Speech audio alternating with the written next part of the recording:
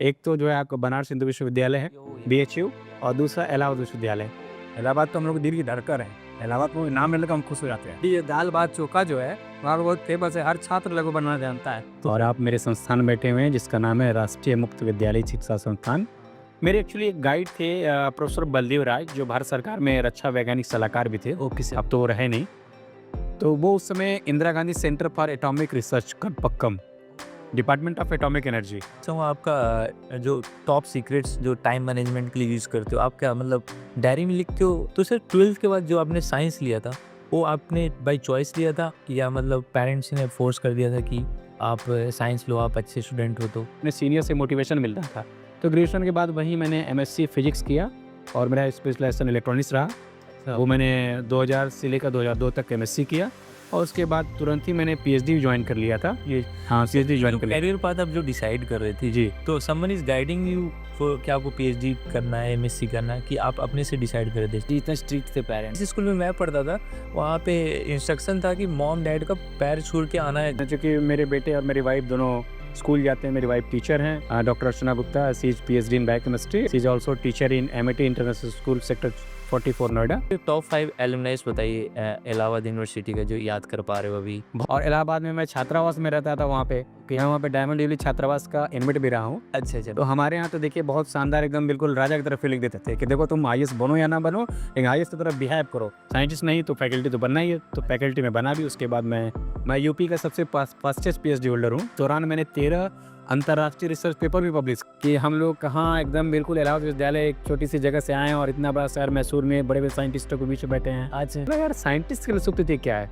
सोमवार से लेके रविवार तक सुबह 1 बजे से लेके अगले 1 बजे तक आपका जो सोच होना चाहिए वो अपना सनातन के साथ होना चाहिए। मैं थोड़ा आपके स्टडी सीक्रेट्स जानना चाहूँगा सर। क्या आपके टिप्स थे, मतलब कैसे टॉप कर देते आप? तो बोले कि यार ये मुझे नहीं लगता है कि निकल पाएगा, ये तो लूज करेगा, मेरा एमएससी लूज करेगा। कंपटीशन की तैयारी कर रहे हैं, यूपीएससी की तैयारी कर रहे हैं, एसएससी की तैयारी कर रहे हैं, एनडीए सीडीएस वगैरह किसी की तैयारी कर रहे हैं। होता है कभी कभी लोग रट लेते हैं। होता है क्या कि जब एग्जाम आता है ना तो 15 दिन पहले लोग रटना शुरू कर देते हैं। चाहे जैसे भी रट लो और जाके मगअप कर दो उठा के। से आप इतने ब्रिलियंट स्टूडेंट थे तो सर आप यूपीएससी उस टाइम आपके दिमाग में नहीं आया? आप इलाहाबाद यूनिवर्सिटी में थे तो यूपीएससी के बारे में सोचा था आपने कभी?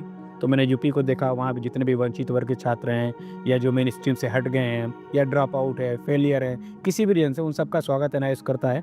3.5 साल रहा और वहाँ मैंने केरल कल्चर को खूब एंजॉय किया। Kerala, you love that? बहुत बहुत मैं लव करता। पे आपकी जो फैमिली साथ में ले जाते थे या केरला? हाँ, उसका क्या ड्रीम है आपने पूछा उससे कभी? फ्रेंडशिप का बात कर लेते हैं। बचपन का कोई फ्रेंड याद है आपको जो आप अभी भी टच में? वो समझ जाते थे एनर्जी मीन्स कि ड्राई फ्रूट्स के लड्डू। सिविल लाइंस इलाहाबाद में कामधेनु स्वीट्स हुआ करता है। जो हॉस्टल में रह लेता है वो जल्दी मैच्योर हो जाता है, आपको ऐसा लगता है? सोशल मीडिया को आप बेन समझते हो कि बुन समझते हो? पुराने ज़माने में जो एक परिवार का कल्चर था ना, उसमें परिवार का मतलब जॉइंट फैमिली हुआ करता था। भौतिक सुखों कोई अंत नहीं है। आज आपके पास मोटरसाइकिल है तो जाहिर सी कार चाहेंगे, कार के बाद लग्जरी कार चाहेंगे। फुल फ्लेज अटेम्प्ट एक यूपीएससी एस्पिरेंट के लिए कितने देने चाहिए उसे, मतलब कितने बार ट्राई करना चाहिए, उसके बाद अल्टरनेटिव देखना चाहिए उसे? और प्रीलिम्स में देखिए 10 लाख बच्चे बैठते हैं तो 10 लाख वर्सेस 1000, तो बीच का जो इतना बड़ा गैप है वो कहाँ कैटर करेगा? जो भी लाइफ के आपके एक्सपीरियंसेस रहे उस बेसिस पे कोई 20 इयर्स यूथ है, मतलब 20 साल का कोई युवा है इंडिया का, उसको आप क्या मैसेज दोगे यहाँ से?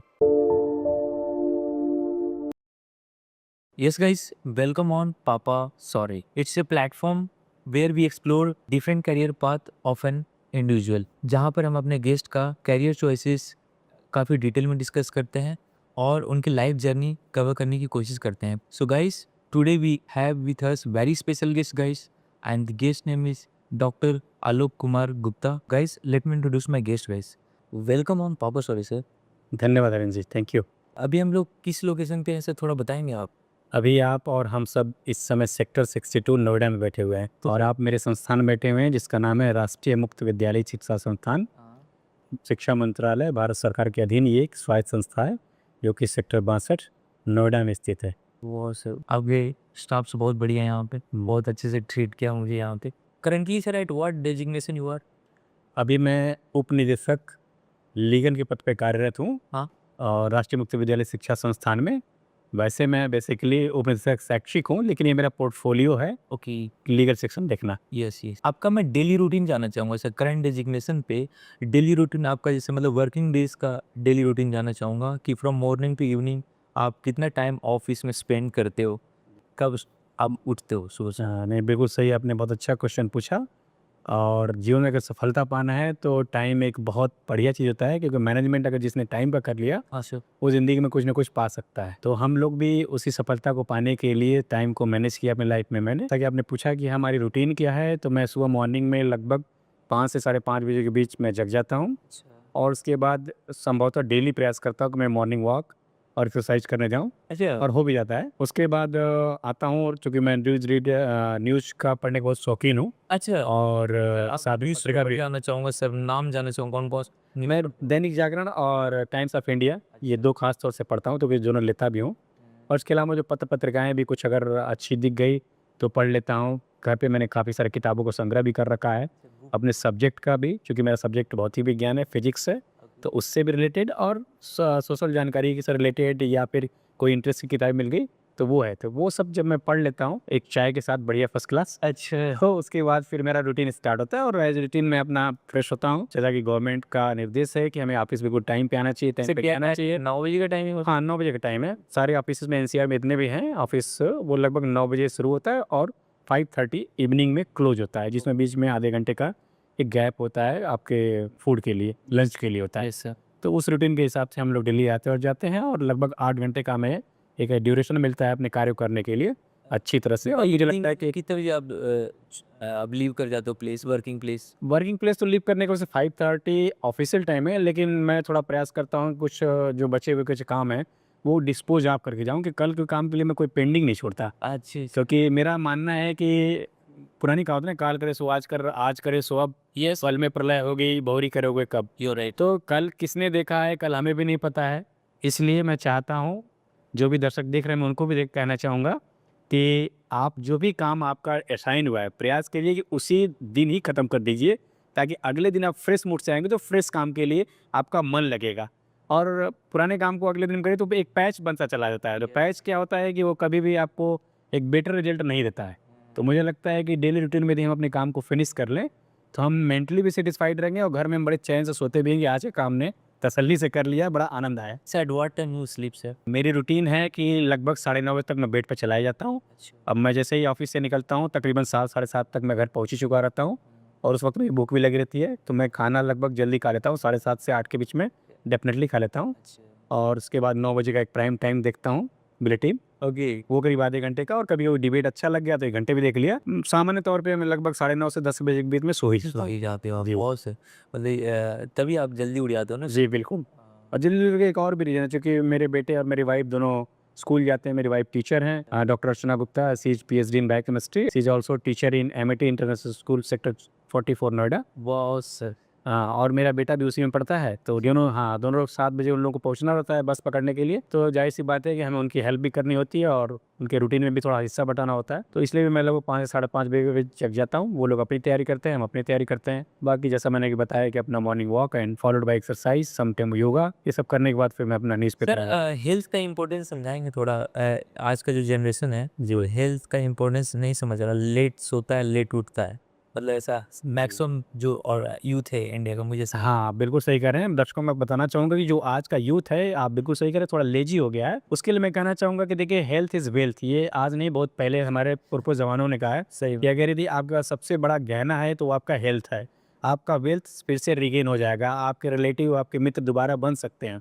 लेकिन एक बार यदि आपका हेल्थ चला गया, तो आपको कोई साथ नहीं देगा, और लास्ट तक, यानी जन्म लेने के बाद अगर मृत्यु तक की बात कर लें, तो आपका हेल्थ ही है जो अपना ओन कैरी करेंगे, तो आपके साथ बना रहेगा। आप हेल्दी बने रहेंगे, तो आपका सब कुछ है। यस। तो इसलिए आप लोगों को कोई न कोई एक रूटीन तो फ़ॉलो करना ही चाहिए। अगर आप 1 घंटे लेट सोते हैं तो कोई बात नहीं, 1 घंटे लेट तक जग जाइए, लेकिन वो रूटीन फिक्स होना चाहिए।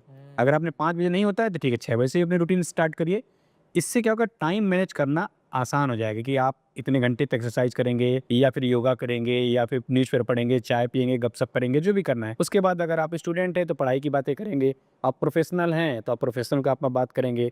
टीचर हैं, तो टीचिंग की बात करेंगे। माने जो भी अब जिसका प्रोफ़ेशन है, वो नेचुरली है कि वो उसको करना पड़ता है। तो इसलिए टाइम का मैनेजमेंट बहुत ज़रूरी है, और उसके लिए हेल्थ कराना बहुत अच्छा है। खास तौर से आज मैं देखता हूँ कि आजकल की युवा पीढ़ी सोशल मीडिया से बहुत प्रभावित है, ज़्यादा ही एडिक्टेड है सर। बहुत एडिक्टेड है। सोशल मीडिया एक बहुत अच्छा प्लेटफॉर्म है जानकारी के लिए सोशल मीडिया जाना कोई बुरी बात नहीं है, लेकिन हाँ, उसका भी एक अपना लिमिट होना चाहिए। आप अपने पढ़ाई की कास्ट पे, यानी पढ़ाई को कॉम्प्रोमाइज़ करके यदि आप सोशल मीडिया इस्तेमाल कर रहे हैं, तो वो अच्छी बात नहीं है। अगर मैं अपने प्रोफ़ेशन को कॉम्प्रोमाइज़ करके सोशल मीडिया पे एंगेज जाऊँ, फ़ेसबुक, ट्विटर या इंस्टाग्राम या जो भी है, अगर इस सब के चक्कर पड़ूँगा, तो कहीं न कहीं मेरा जो मेन जो गोल था, उसमें डिरेल हो जाऊँगा। ये डिरेल होने से बचने के लिए हमें टाइम को तो मैनेज करना पड़ेगा और उसके लिए अपना हेल्थ इश्यू को भी मेंटेन रखना पड़ेगा। और अगर आप एक निश्चित उम्र के हैं, यानी 45-40 ऊपर हैं, तो आपको अपना हेल्थ वैसे भी एज़ पर डाइट डॉक्टर के एडवाइस के हिसाब से भी मेंटेन रखना चाहिए। सो आपका जो टॉप सीक्रेट्स जो टाइम मैनेजमेंट के लिए यूज़ करते हो, आप क्या मतलब डायरी में लिखते हो नेक्स्ट डे का, मतलब कल के लिए आज का प्लान आज ही प्लान कर लेते हो, कैसे बस जी, बिल्कुल, ऐसा ही करना पड़ता है क्योंकि कल मुझे क्या करना है, उसको मैं नोट डाउन कर लेता हूँ, या तो डायरी में नोट कर लेता हूँ या आजकल मोबाइल ऐप में भी रहते हैं या नोटबुक, उसमें भी नोट कर लेता हूँ और उसमें प्रायोरिटी क्या है।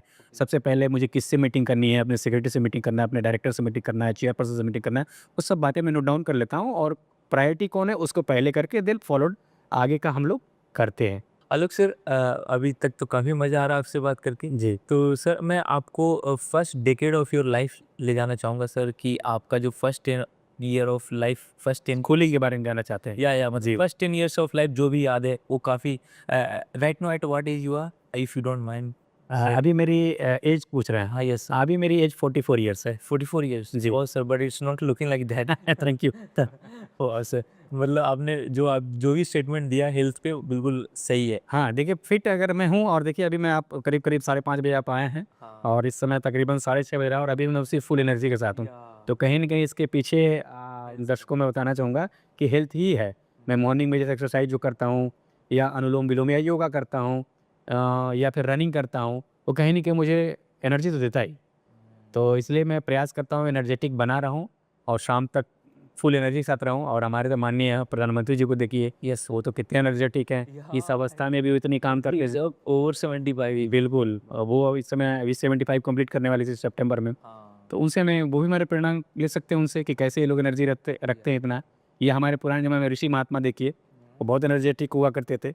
तो कहीं न कहीं वो अपने हेल्थ को बहुत कॉन्शियसली देखते थे और अपने डाइट को भी कंट्रोल करते थे। यस। डाइट भी एक बहुत इंपॉर्टेंट फैक्टर है कि हम अपने डाइट में क्या लेना चाहिए, क्या हमारा प्रोटीन होना चाहिए, क्या अदर चीज़ें होनी चाहिए, उसकी मात्रा भी निश्चित होनी चाहिए। ऐसा नहीं कोई चीज़ हमें बहुत अच्छी लग गई, अब ज़ाहिर-सी बात है बच्चे हैं उनको चॉकलेट और बिस्किट या मिठाई अच्छी लग गई, तो बहुत मात्रा में खा लेंगे तो कहीं न कहीं एक कंटेंट तो बॉडी में ज़्यादा चला गया बिल्कुल। और एक कंटेंट कम हो गया, तो वो भी ठीक बात नहीं है। जी, तो आपका जो भी है डाइट पे भी कंट्रोल होना चाहिए और डाइट अच्छा होना चाहिए, हेल्दी होना चाहिए यस। और अगर हो सके तो ग्रीन ग्रीन उसमें खूब मिक्स होना चाहिए। हाँ, तो आलोक सर, जैसे अब मैं आपके first decade of your life पे आना चाहूँगा सर। Ji, ji. एंड आप मुझे बताइएगा कि आप कहाँ पैदा हुए थे और आपके फादर किस प्रोफेशन में थे, और मतलब कैसा रहा था आपका चाइल्डहुड? चाइल्डहुड तो मेरा जगह पे आप प्लेस। हाँ, मेरा देखिए जन्म तो मेरे ननिहाल में हुआ है और वो डिस्ट्रिक्ट है जौनपुर, मैं जौनपुर प्रॉपर शहर में ही, अच्छा। मेरा ननिहाल है, मैं वहीं पैदा हुआ हूँ। बहुत सही। लेकिन मेरा अपना जो पैतृक निवास है यानी जिसको होम टाउन बोलते हैं, या वो मऊ डिस्ट्रिक्ट में एक छोटा-सा बाज़ार है, कस्बा है कोपागंज, वहाँ का मैं रहने वाला हूँ। और ऐसे तो आप आइडेंटिफ़ाई नहीं कर पाएँगे कोपागंज कहाँ है, तो मैं एक थोड़े से 1-2 आस-पास के बड़े इलाके बताता हूँ। Yes sir. वाराणसी और गोरखपुर के बीच में अच्छा। ये बसा हुआ इलाका है मऊ डिस्ट्रिक्ट, हाँ। जो कि 89 में आज़मगढ़ ज़िले से कट कर एक नया ज़िला बना था। तो वहाँ का मैं रहने वाला हूँ और मेरी शिक्षा-दीक्षा स्कूली ख़ास तौर से वहीं पे हुई है। मऊ तो में आप गवर्नमेंट स्कूल में पढ़े हो? हाँ, मैं प्योरली गवर्नमेंट शुरू से लेकर और अब तक मैं प्योरली गवर्नमेंट में ही रहा हूँ। कॉलेज भी? कॉलेज वगैरह सब कुछ मेरा गवर्नमेंट रहा है। मैं फुल्ली एकदम गवर्नमेंट का रहा है, गवर्नमेंट पढ़ रहा हूँ। Working in governments. Work in government और मैं महादेव का ब्लेस्ड हूँ कि उन्होंने मुझे इतना अच्छा आशीर्वाद दिया कि मेरे पैसे बहुत कम लगे हैं पढ़ाई-लिखाई में। जितने लगे हैं उससे ज़्यादा कहीं मुझे जो है स्कॉलरशिप के रूप में मिल भी चुके हैं। अच्छा, अच्छा, वाह सर, बढ़िया। तो आएँगे सर गवर्नमेंट का तो बहुत अच्छा रहा है स्कूलिंग कि जहाँ तक आप पूछ रहे थे तो कोपागंज में ही हमारा एक बापू इंटर कॉलेज है। तो मैंने वहीं पे क्लास 6 ऑनवर्ड 12 तक साइंस में पढ़ाई किया है। मेरा साइंस स्ट्रीम रहा है, उसमें भी तो मैथमेटिक्स। सर आपका 10th कौन सी ईयर में कंप्लीट हुआ था? 10th मैंने 1995 1995 मैंने हाई स्कूल किया है और मैं अपने स्कूल का उस समय टॉपर भी रहा हूँ ऊपर थे आप। साइंस सब्जेक्ट में। और उसके बाद वहीं से उसी स्कूल से बापू इंटर कॉलेज से हमने 12th भी किया। हाँ, वो 97 में किया है हमने। हाँ। वो और उसमें भी मैं टॉपर रहा हूँ। और 12th में मैंने साइंस में भी मैथमेटिक्स ग्रुप लिया था, PCM group, physics chemistry math as usual, और बाकी 2 लैंग्वेज जो होते हैं इंग्लिश, हिंदी और इंग्लिश के साथ वो हमने लिया। हो लिया हो। सर मैं ये पापा सॉरी का बताना चाहूँगा, विजन है सर, जी। करियर ओरिएंटेड पॉडकास्ट करता हूँ, क्लैरिटी देना चाहता हूँ लोग ऑडियंस को, यूथ को, कि कौन सा राइट करियर पाथ होगा। तो मैं डिफरेंट करियर एक्सप्लोर करता हूँ थ्रू पॉडकास्ट। तो आपके करियर वाले जो फेज है उस पर थोड़ा डिटेल में आप डिस्कस कीजिएगा। तो सर 12th के बाद जो आपने साइंस लिया था वो आपने बाई चॉइस लिया था या मतलब पेरेंट्स ने फोर्स कर दिया था कि आप साइंस लो, आप अच्छे स्टूडेंट हो? तो क्योंकि इंडिया में ऐसा कल्चर है कि जो ब्रिलियंट स्टूडेंट होता है वो आर्ट्स की तरफ नहीं जाता, डायरेक्ट साइंस की तरफ जाता है, बट इंटरेस्ट होता नहीं है। 10th-12th में आपने देखा होगा। हाँ, बिल्कुल, बिल्कुल सही कह रहे हैं रंजी, ये होता है, काफ़ी हद तक होता है कि पेरेंट्स का एक अपना मोटिव होता है कि अपने बच्चे को क्या देखना चाहते हैं, और जिस रूप में देखना चाहते हैं वो ज़ाहिर-सी बात है वो चाहते हैं कि उसी डायरेक्शन में वो पढ़ाई करें। तो मैं दर्शकों को आपको बताना चाहूँगा कि मेरा भी इंटरेस्ट बचपन से ही साइंस की तरफ रहा, क्योंकि मैं बहुत साइंटिफिक टेम्पर वाला व्यक्ति हूँ। मैं थोड़ा-सा कह लीजिए बचपन में शैतान भी था। शैतान इन द सेंस डिस्ट्रक्टिव तो नहीं था, जैसे कि अब रेडियो है, रेडियो से आवाज़ आ रही है तो मैं जानने का इच्छुक हो जाता कि आवाज़ कहाँ से आ रही है, तो मैं रेडियो को खोल लेता था। बहुत उसे खोल के एक-एक चीज़ पार्ट्स पूरा देखता था कि इसमें कहाँ से आवाज़ आ रही है, स्पीकर है, तो ट्रांजिस्टर है, ये क्या है? तो मेरे मन में बड़ा कौतूहल रहता था। तो साइंस के प्रति मेरा झुकाव तो बचपन से ही था। अच्छा। या कोई घटना घट रही है तो उसको मैं जानना चाहता कि ऐसा ही क्यों हो रहा है? इस तरह से भी तो हो सकता था। तो मेरा झुकाव था और साथ में एक मोटिवेशन भी था। मेरे पिताजी भी साइंस के विद्यार्थी रहे। उन्होंने सिर्फ Varanasi Hindu university, profession he was वो बनारस हिंदू विश्वविद्यालय से बीएससी किया और एलएलबी किया, और वो अभी इस समय मऊ डिस्ट्रिक्ट के सबसे सीनियर मोस्ट लॉयर हैं। लॉयर हैं। जी। ओके। तो वो भी साइंस के विद्यार्थी रहे, और मेरे बड़े भाई वो भी साइंस के विद्यार्थी रहे, वो भी BSc. How many siblings you were sir? मुझे में लेकर मेरे 2 भाई, मतलब मेरे एक बड़े भैया और मैं, और मेरे बाद मेरी 4 छोटी बहनें हैं। चार सिस्टर आपने? हाँ, हम चारों जो विवाहित हो चुके हैं और सब अपनी-अपनी जगह पे सेटल्ड हैं। सेटल्ड है। जी। तो सर मैं तो चाहूँगा आपके डैड डैड का लाइफ लाना चाहूँगा इस पॉडकास्ट में। तो आप लोग इतने सिबलिंग्स हैं, जी। और मतलब डैड कैसे ट्रीट किया? मतलब उस टाइम डिस्क्रिमिनेशन फेस करना पड़ता था आपके सिस्टर को? मतलब ऐसा कुछ है मतलब? ऐसा तो कुछ नहीं है, क्योंकि मेरे पिताजी बहुत ही हाईली मोटिवेटेड थे पढ़ाई को लेकर। और शुरू से हम लोग को जागरूक इम्पोर्टेंस ऑफ एजुकेशन दिया गया? हाँ, इम्पोर्टेंट फुल हमारे यहाँ पर्टिकुलर एजुकेशन को लेकर ही हम लोग फोकस थे। और हमारे यहाँ एक तरह से कहावत थी भी कि, और कहा भी जाता है कि हम लोगों को सरस्वती पुत्र बनना है, लक्ष्मी पुत्र नहीं बनना है। सरस्वती जी, यानी कि हमें जो है सरस्वती पुत्र होने का मतलब है पढ़ाई लिखाई की तरफ आगे बढ़ना है। लक्ष्मी पुत्र का मतलब पैसा कमाना। चूँकि मैं वैश्य वर्ग से हूँ, तो काफ़ी लोग ज़ाहिर-सी बात है वैश्य वर्ग में उनका मोटिव होता है कि पढ़ाई को उतना शायद तरजीह नहीं देते हैं जितना कि पैसे को या बिज़नेस में कामयाब होना चाहते हैं। तो चूँकि मेरे पिताजी एक अच्छे प्रोफ़ेशनल हैं, लॉयर हैं, तो उन्होंने शुरू से पढ़ाई-लिखाई के लिए हम लोगों को मोटिवेट किया, प्रेरित किया, और वो खुद भी जो है 4-5 बजे भोर में उठ के हम लोग को जगाते थे। और हम लोग जो है उन दिनों में चाहे ठंडी हो, गर्मी हो, अपना-अपना टेबल डेस्क लेके बैठ जाते थे। अच्छा, इतने स्ट्रिक्ट थे पेरेंट्स? स्ट्रिक्ट क्या कह लीजिए, केयरिंग थे वो। केयरिंग। हाँ, वो केयरिंग कहेंगे, उसको स्ट्रिक्ट नहीं कहेंगे। अच्छा। हाँ, ये ज़रूर कि टाइम टेबल के लिए स्ट्रिक्ट रखते थे वो कि 4-5 बजे भोर में उठ जाओ, क्योंकि माना जाता है तो उस समय एक ब्रह्म मुहूर्त, यानी कि जो मॉर्निंग का जो टाइम होता है, चूँकि बॉडी पूरी रेस्ट में होती है, और जब सुबह उठते हैं तो एकदम फ्रेश रहते हैं। तो उस समय की जो आपकी पढ़ाई होगी, वो बहुत अच्छी होती है। यानी कि उस समय जो भी आपने लर्न कर लिया, याद कर लिया या कंठस्थ कर लिया, और थोड़ा लॉन्ग टाइम तक सर्वाइवल रहता है, वो रहता है आपके दिमाग में। हाँ, तो सर मुझे लग रहा है कि वो जो आपके अभी डिसिप्लिन वाली बात की थी हम लोगों ने, वो मुझे लगा आपके पेरेंट्स का ही देन है। बचपन से आप डिसिप्लिन आपने फॉलो किया, तभी आप हाँ, बिल्कुल, हाँ, डिस्प्ले मैं अपने स्कूल में बहुत इस मामले में मैं काफ़ी प्रचलित भी था। अच्छा। मैं अपने वेशभूषा को लेकर भी बहुत ज़्यादा मतलब फ़ेमस था, क्योंकि मेरी आदत है कि बिना शू पॉलिश के मैं कभी नहीं जाता था। शू मेरा, हाँ, स्कूल से लेकर कॉलेज तो छोड़िए, स्कूल से ही शू मेरा चमकता रहना चाहिए। पैंट जो है या शर्ट है ये बिल्कुल प्रेस होनी चाहिए, आयरन होनी चाहिए। जबकि मेरे एक बार की घटना है कि मेरे बड़े पिताजी जो है, एक बार बोले, ऐसे ही कमेंट किए कि यार तुम जो है, तुम्हारे पिताजी है, हम लोग कभी बिना प्रेस के भी चले जाते हैं, लेकिन तुम बिना प्रेस के, बिना उसके नहीं जाते हो। तो मैंने शुरू से वो आदत डाली है कि मैंने अपने आप को मेंटेन रखना है। और वो ये मेरे पिताजी की कहावत है कि आप जो स्टूडेंट लाइफ में जो आदत डाल लेंगे, वो ताउम्र सर्वाइव करता है, वो बदलता नहीं है। जैसे शर्ट मैं आज भी इन करके पहनता हूँ, कभी भी कोई मुझे कहे कि लूज करके पहन लो, मैं कभी नहीं पहनता हूँ। इवन जीन्स भी पहनूंगा या कोई कैजुअल फॉर्मल ऐसा वियर तो पहनूंगा, तो वो आदत है। तो आप जैसा अपने आप को ढालेंगे वैसा हो जाएंगे। तो मैं शुरू से मेंटेन रहा, अपने ड्रेस को हमेशा जो है नीट एंड क्लीन रखा। मार्केट से हट के कुछ अच्छी चीज़ आई, फॉर एग्जांपल टाई या बेल्ट, तो वो लेता था जानबूझ के, थोड़ा अलग से अच्छा सा दिखूं। इसीलिए मैं उसमें, बल्कि उस हम लोगों के ज़माने में वेशभूषा का एक सब्जेक्ट भी हुआ करता है schooling level, class 1 to 5th। हाँ, अच्छा। वेशभूषा और सदाचार। प्राइमरी स्कूल में? हाँ, प्राइमरी स्कूल में एक सब्जेक्ट हुआ करता था ये अच्छा, उस ज़माने में। अच्छा। उसमें यही देखा जाता है कि आपकी वेशभूषा कैसी है, सदाचार का मतलब होता था कि आपका बिहेवियर कैसा है, आपका सोशल बिहेवियर कैसा है, परिवार के प्रति आपकी ज़िम्मेदारी कैसी है, माता-पिता का आदर करते हैं कि नहीं करते हैं। तो उसका भी मार्क्स हुआ करता था अच्छा खासा। मेरे को याद है मेरे जी। पेरेंट्स जिस स्कूल में मैं पढ़ता था, वहाँ पे इंस्ट्रक्शन था कि मॉम डैड का पैर छू के आना है जी, स्कूल। बिल्कुल, आप बिल्कुल। लोग में भी था ऐसा? बिल्कुल ऐसे ही था। अच्छा। उसमें मुझे हमेशा 100% मार्क्स मिलते थे। 50 मार्क्स का जो है वो सब्जेक्ट हुआ करता था हाँ। और 50 में आउट ऑफ 50 हमेशा मुझे मिलता था। वाह सर! बहुत मेंटेन रखता था मैं आपको और ये वहीं तक नहीं खत्म हुआ। ये आगे जब मैं अपने ग्रेजुएशन में गया, जब मैं गया तो इलाहाबाद विश्वविद्यालय को मैंने चुना। तो कौन से साल में गए थे ग्रेजुएशन से? 97 में मैंने इंटर किया था और उस ज़माने में हम लोग जहाँ पे हमारा घर है मऊ ज़िले में, वहाँ से नियर बाय में 2 विश्वविद्यालय बहुत फ़ेमस हुआ करते थे, अच्छा। हैं भी अभी भी। अच्छा। एक तो जो है आपका बनारस हिंदू विश्वविद्यालय है, यो या बीएचयू या और दूसरा इलाहाबाद विश्वविद्यालय। ओ चूँकि इलाहाबाद विश्वविद्यालय एक मामले में और फ़ेमस है कि वहाँ सिविलियंस बहुत पैदा होते हैं। हाँ, यानी हाँ। आपको गवर्नमेंट जॉब जाना है सिविल में हब था सर। तो हाँ, नहीं। बिल्कुल नॉर्थ इंडिया का है हब कह सकते हैं हम।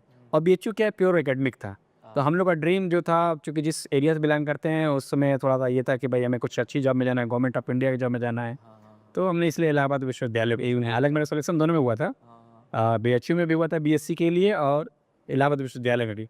तो मैंने इलाहाबाद विश्वविद्यालय को उस समय तरजीह दी। और इलाहाबाद विश्वविद्यालय में मैंने बीएससी में दाखिला लिया था सर और इला था सर आपका? मैं 97 में एडमिशन लिया था बीएससी फर्स्ट ईयर में। और कोई स्ट्रीम होगा ना आपका? हाँ, फिजिक्स? हाँ, फिज़िक्स, केमिस्ट्री, मैथ्स यही हमारा स्ट्रीम हुआ करता है। तो वही स्ट्रीम हमने लिया था 97 में और मैंने वहीं से अपना ग्रेजुएशन कंप्लीट किया और आपको जान के बड़ी खुशी भी होगी हाँ कि सर। इलाहाबाद विश्वविद्यालय को ऑक्सफोर्ड ऑफ ईस्ट पूरब का ऑक्सफोर्ड भी बोलते हैं। I know. यानी कि वो 4th oldest university of India है। भारत की चौथी प्राचीन विश्वविद्यालय है।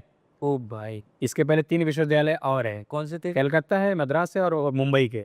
ये 3 विश्वविद्यालय थे, उसके बाद ये चौथा विश्वविद्यालय हिंदुस्तान का है, जो सबसे प्राचीन है इलाहाबाद विश्वविद्यालय।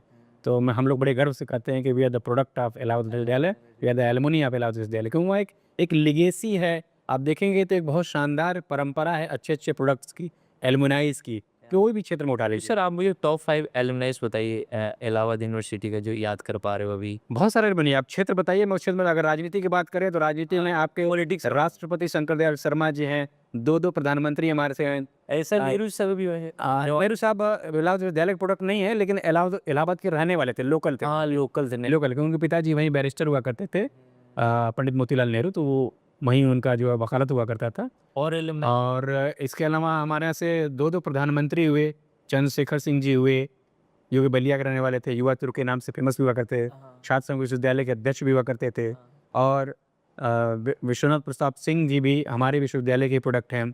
मदन लाल खुराना जी चीफ मिनिस्टर दिल्ली के आपके यहीं बगल के रहे हैं, वो भी हमारे यहाँ के विश्वविद्यालय के हैं। बहुत सर। अगर आप जो है एडवोकेट साइड में? एडवोकेट हेड में सीजीआई हमारे यहाँ से 2 हुए हैं, जस्टिस खरे साहब हुए हैं। ओके। हाँ, और जो है तुरंत तो नाम नहीं याद आ रहा है लेकिन जो है पूरी लेगेसी है अच्छी खासी। मतलब अच्छी खासी लेगेसी है हाँ, अगर वाले। बिल्कुल। मैंने ये सुना है कि अगर साहित्य की बात करें तो साहित्य में जितने भी आपको बढ़िया लिटरेचर पे बताइए। हाँ, लिटरेचर में अगर बात करें तो जितने भी आपको अच्छे नाम याद आ रहे हों हिंदी साहित्य के, चाहे हरिवंश राय बच्चन को ले लीजिए, सूर्यकांत त्रिपाठी राव को ले लीजिए, महादेवी वर्मा जी को ले लीजिए, फिराक गोरखपुरी को ले लीजिए, सब इलाहाबाद विश्वविद्यालय के छात्र भी रहे हैं और वहाँ पर अध्यापक भी बने हैं, एल्युमनी भी रहे हैं और फिर बाद में वो वहीं पे अध्यापन का भी कार्य किया है। बहुत सर, बढ़िया सर।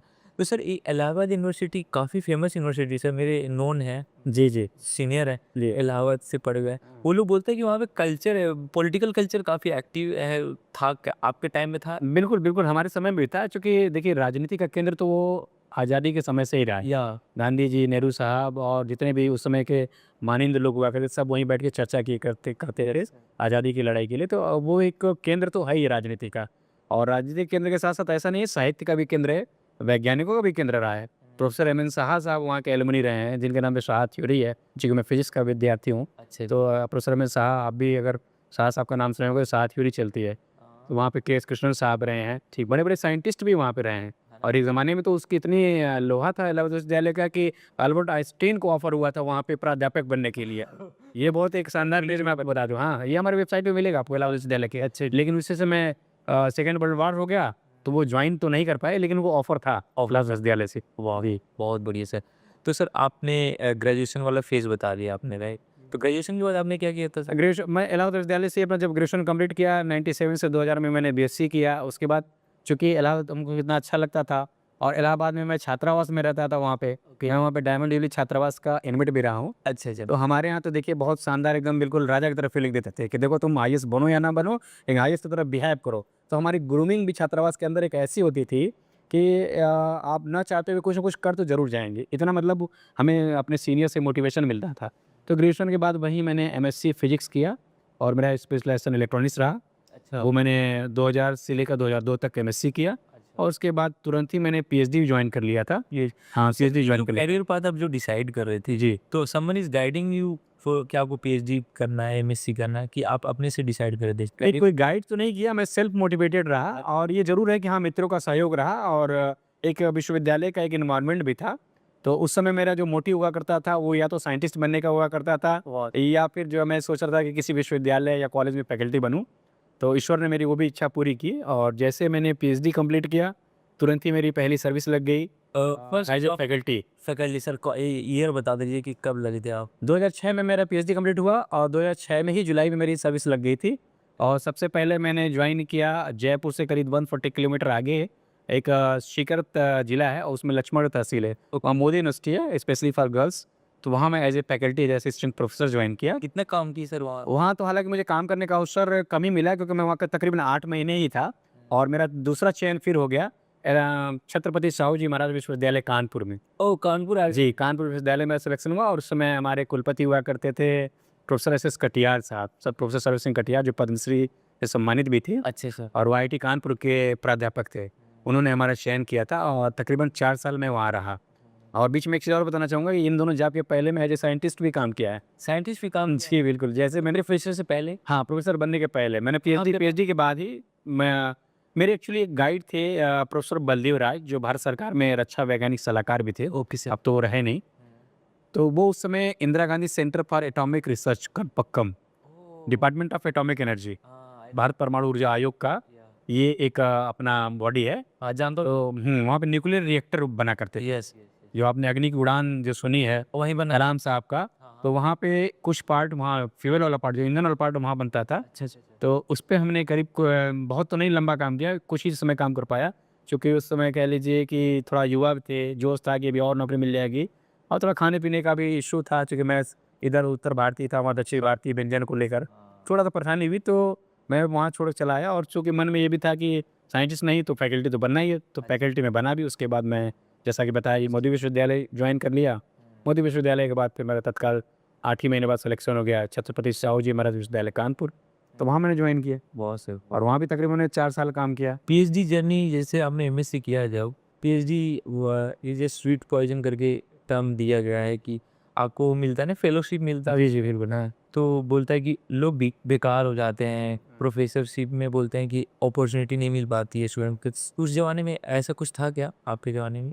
एग्जैक्टली ऐसा तो नहीं था लेकिन ये ज़रूर आप कह सकते हैं कि पीएचडी बहुत कम ही लोग करना चाहते थे क्योंकि आपने सही कहा कि इसमें जो समय लगता है क्योंकि नॉर्मली जो है पीएचडी का तो मिनिमम रेजिडेंसी 24 महीने ही है, 2 साल ही है, लेकिन 2 साल में कोई कंप्लीट नहीं कर पाता है और फेलोशिप भी मिलती है तो कभी उस लालच में भी कह लीजिए कि लोग जो है जानबूझ के थोड़ा फिजिकली लेंदी कर देते हैं, लेकिन नॉर्मल कोर्स में 4 से 5 साल तो लग ही जाता है पीएचडी करने में, है ना। उसके बाद ये ज़रूर है कि पीएचडी कितने साल में हुआ? ये बताते हुए मुझे बहुत हर्ष है अरुण जी कि मेरा पीएचडी रिकॉर्डेड है।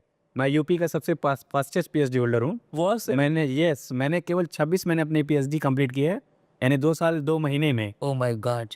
तो यानी कि एक तरह से कहते हैं जो हमारा मिनिमम रेजिडेंसी पीरियड है यूजीसी का जो नॉर्म है 24 महीने में कंप्लीट करने का, तकरीबन उतना ही हमने समय लिया है, उससे 2 महीने एक्स्ट्रा लिया है और मैंने पीएचडी सबमिट कर लिया और उसमें मेरी कई सारी उपलब्धियाँ भी रही हैं। सर बताना। केवल मैं सामान्यतः पीएचडी नहीं किया, हाँ सर। मेरी पीएचडी काफ़ी अच्छी अचीवमेंट के साथ रही है। उस दौरान मैंने 13 अंतर्राष्ट्रीय रिसर्च पेपर भी पब्लिश किए वाओ! और साथ ही मुझे युवा वैज्ञानिक का पुरस्कार भी मिला एकॉस्टिकल सोसाइटी ऑफ अमेरिका से वाओ सर! 2004 में। और वो संभवतः मुझे लगता है कि काफ़ी सालों बाद इलाहाबाद विश्वविद्यालय में किसी को अवार्ड मिला था, तो हमारे गाइड प्रोफेसर राजाराम यादव जी जो कि अब रिटायर्ड हो चुके हैं और वो वीर बहादुर सिंह पूर्वांचल विश्वविद्यालय कानपुर के कुलपति भी रह चुके हैं। सही है सर। इलाहाबाद विश्वविद्यालय में भौतिकी विभाग अध्यक्ष भी रह चुके हैं। मैंने उनके कुशल मार्गदर्शन में काम किया है। सो बहुत ही एक व्यवहारिक और सुलझे इंसान है और एक मित्र की तरह बिहेव करते हैं और चूंकि वो भी इलाहाबाद विश्वविद्यालय के प्रोडक्ट थे और जिस छात्रावास में मैंने पढ़ाई की है उसी छात्रावास में भी रहे, तो मेरा एक उनसे एक अच्छा रिश्ता था, एक भाई का भी रिश्ता था, बड़े भाई की तरफ। तो उन्होंने बहुत कुशल मार्गदर्शन मुझे दिया, तो काफ़ी अच्छा माइलस्टोन रहा मेरा। तो और बल्कि जो मेरे गाइड थे एक्सटर्नल गाइड, ये प्रोफेसर बलदेव राज, जो कि मैंने बताया कि Indira Gandhi centre for atomic research Kalpakkam के डायरेक्टर थे, उन्होंने मेरी थीसिस को इवैल्यूएट किया था। सही उन्होंने बहुत अच्छा रिमार्क भी दिया कि आलोक जी, आपने तो लगता नहीं कि आपने पीएचडी कुछ ज़्यादा काम कर लिया है, क्योंकि नॉर्मली 5 से 6 चैप्टर में पीएचडी अवार्ड हो जाता है, और मैंने उस समय 13 चैप्टर कंप्लीट किए थे। और मैंने फिजिक्स, जो मेरा क्षेत्र था वो अल्ट्रासोनिक्स में था, नैनो मटेरियल्स के ऊपर मैंने काम किया था। अल्ट्रासोनिक। हाँ, मैंने अल्ट्रासोनिक टेक्निक का इस्तेमाल करते हुए डिफरेंट डिफरेंट टाइप के मटेरियल्स पे स्टडी किया था। ओके। जी, जैसे कि मैं टेक्निकली बात करूँ तो सिंगल क्यूबिक पे काम किया, और उसके बाद बीसीसी पे भी काम किया, फेस सेंटर्ड क्यूबिक यानी कि एफसीसी मेटल पे, हेक्सागोनल पैक पे भी काम किया, ओके। सॉलिड टू सॉलिड मैंने लिक्विड पे भी काम किया। और लिक्विड पे काम करने के लिए मुझे एक बहुत अच्छा सपोर्ट मिल गया आईआईटी खड़गपुर का। आईआईटी खड़गपुर में एक प्रोफेसर हुआ करते थे, प्रोफेसर एस राम साहब। वहाँ से। वो मुझे बहुत मानते थे, और वहाँ पे एक सेंटर फॉर थ्योरेटिकल स्टडीज़ करके एक फेलोशिप हुआ करता था। उसके माध्यम से मैं वहाँ जाता था। साल में 2-3 महीने वहाँ रहता था, या 1 महीने जैसा भी समय मिला, और वहाँ मैं एक्सपेरिमेंट करता था, वहाँ पे मटेरियल प्रिपेयर करता था। प्रोफेसर एस राम कुशल मार्गदर्शन में उन्होंने मुझे बहुत सहयोग किया, अपना बहुत आशीर्वाद दिया, और इस वजह से भी कह लीजिए कि मेरी पीएचडी में काफ़ी क्वालिटी आई।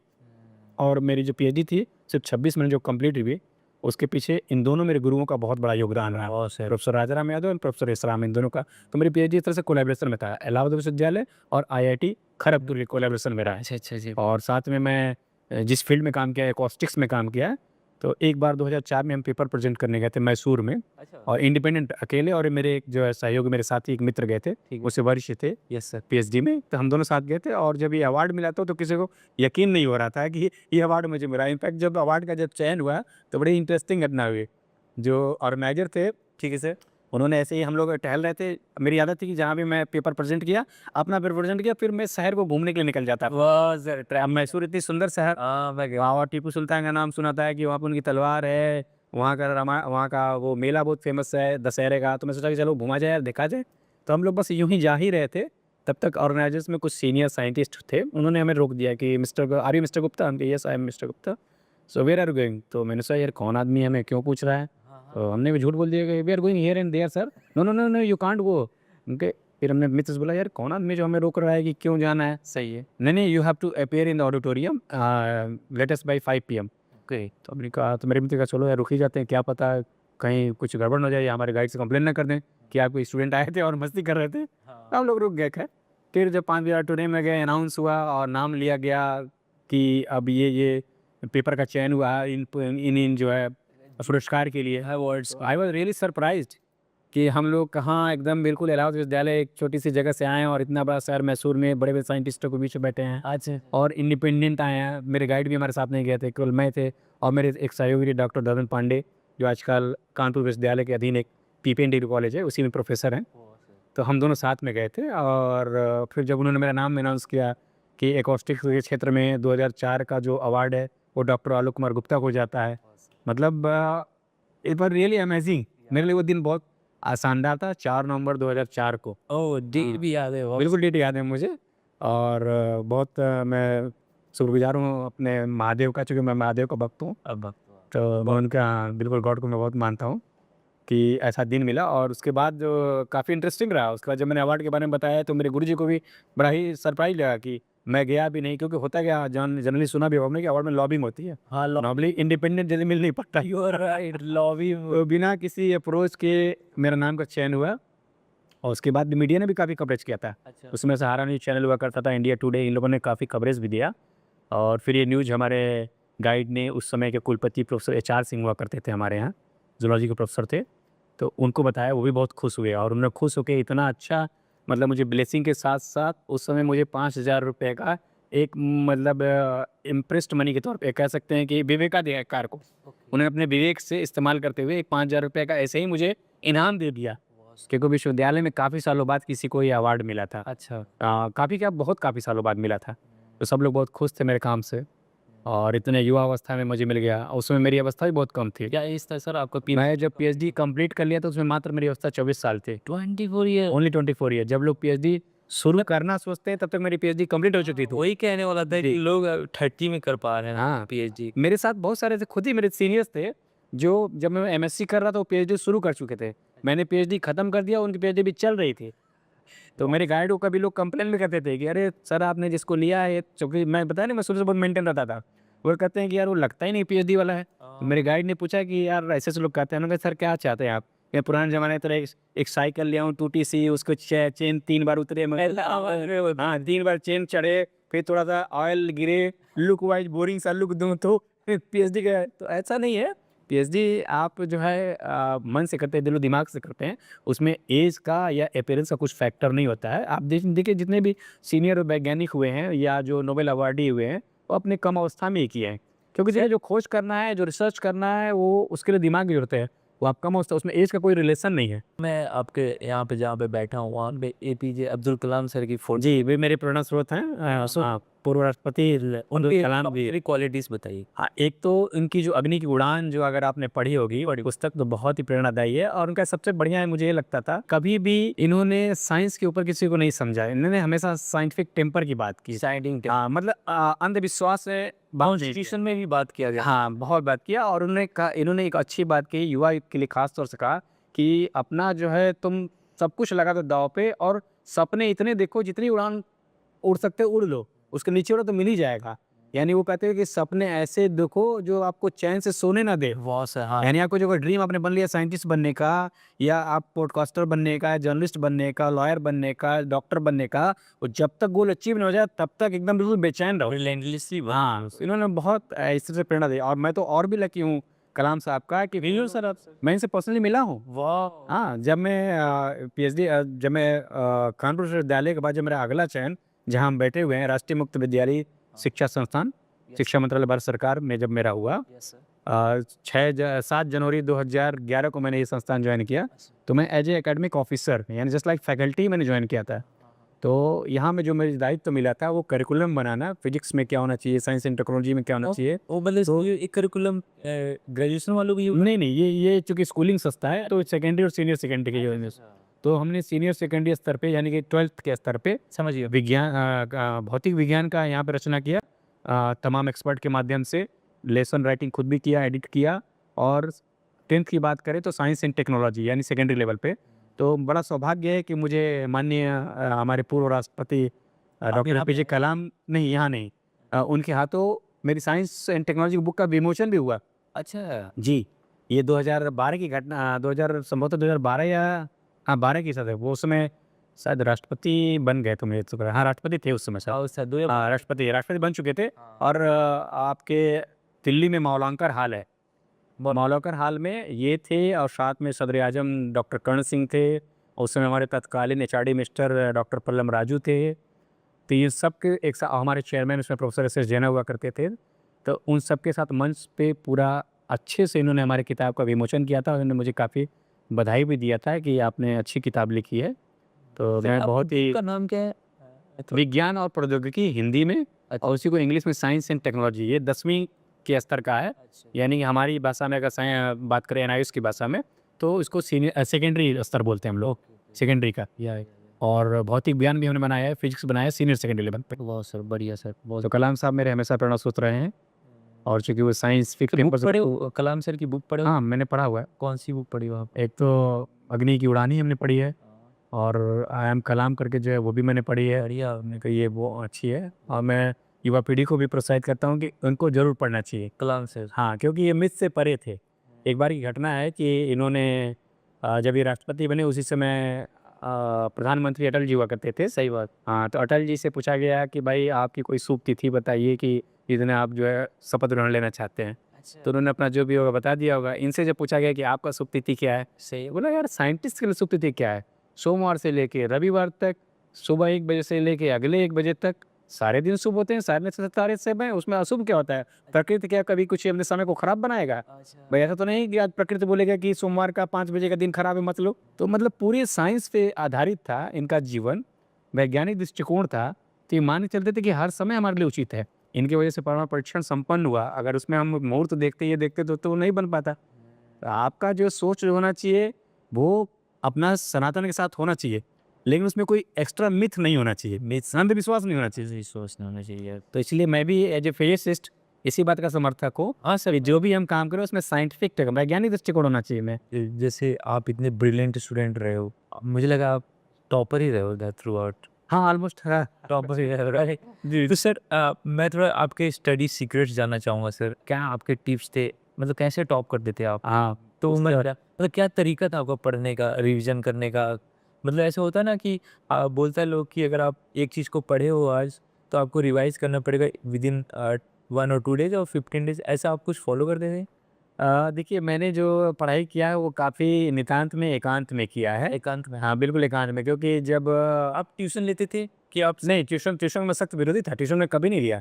सिर्फ मैं ट्यूशन सिर्फ़ इसी के साथ ही भरोसा रखता था। मैं ट्यूशन तो मैं सोचता था कि ये पैरालाइज़ कर देगा मेरे को। एक्स्ट्रा सपोर्ट को मैं कभी नहीं मानता था क्योंकि किताबें और सेल्फ स्टडी पर्याप्त है किसी भी एग्ज़ाम क्वालीफ़ाई करने के लिए। उससे मुझे लगता है उससे अधिक ज़रूरत है। हाँ, यदि कोई बच्चा कमज़ोर है और उसको कंप्लीट नहीं कर पा रहा है तो वहाँ तो ट्यूशन थोड़ा बहुत ज़रूरत है। लेकिन आप अगर सेल्फ कॉन्फिडेंट हैं और खुद ही कॉम्पिटेंट है पढ़ने के लिए, तो मुझे लगता है किताबें से बेहतर कोई मित्र है।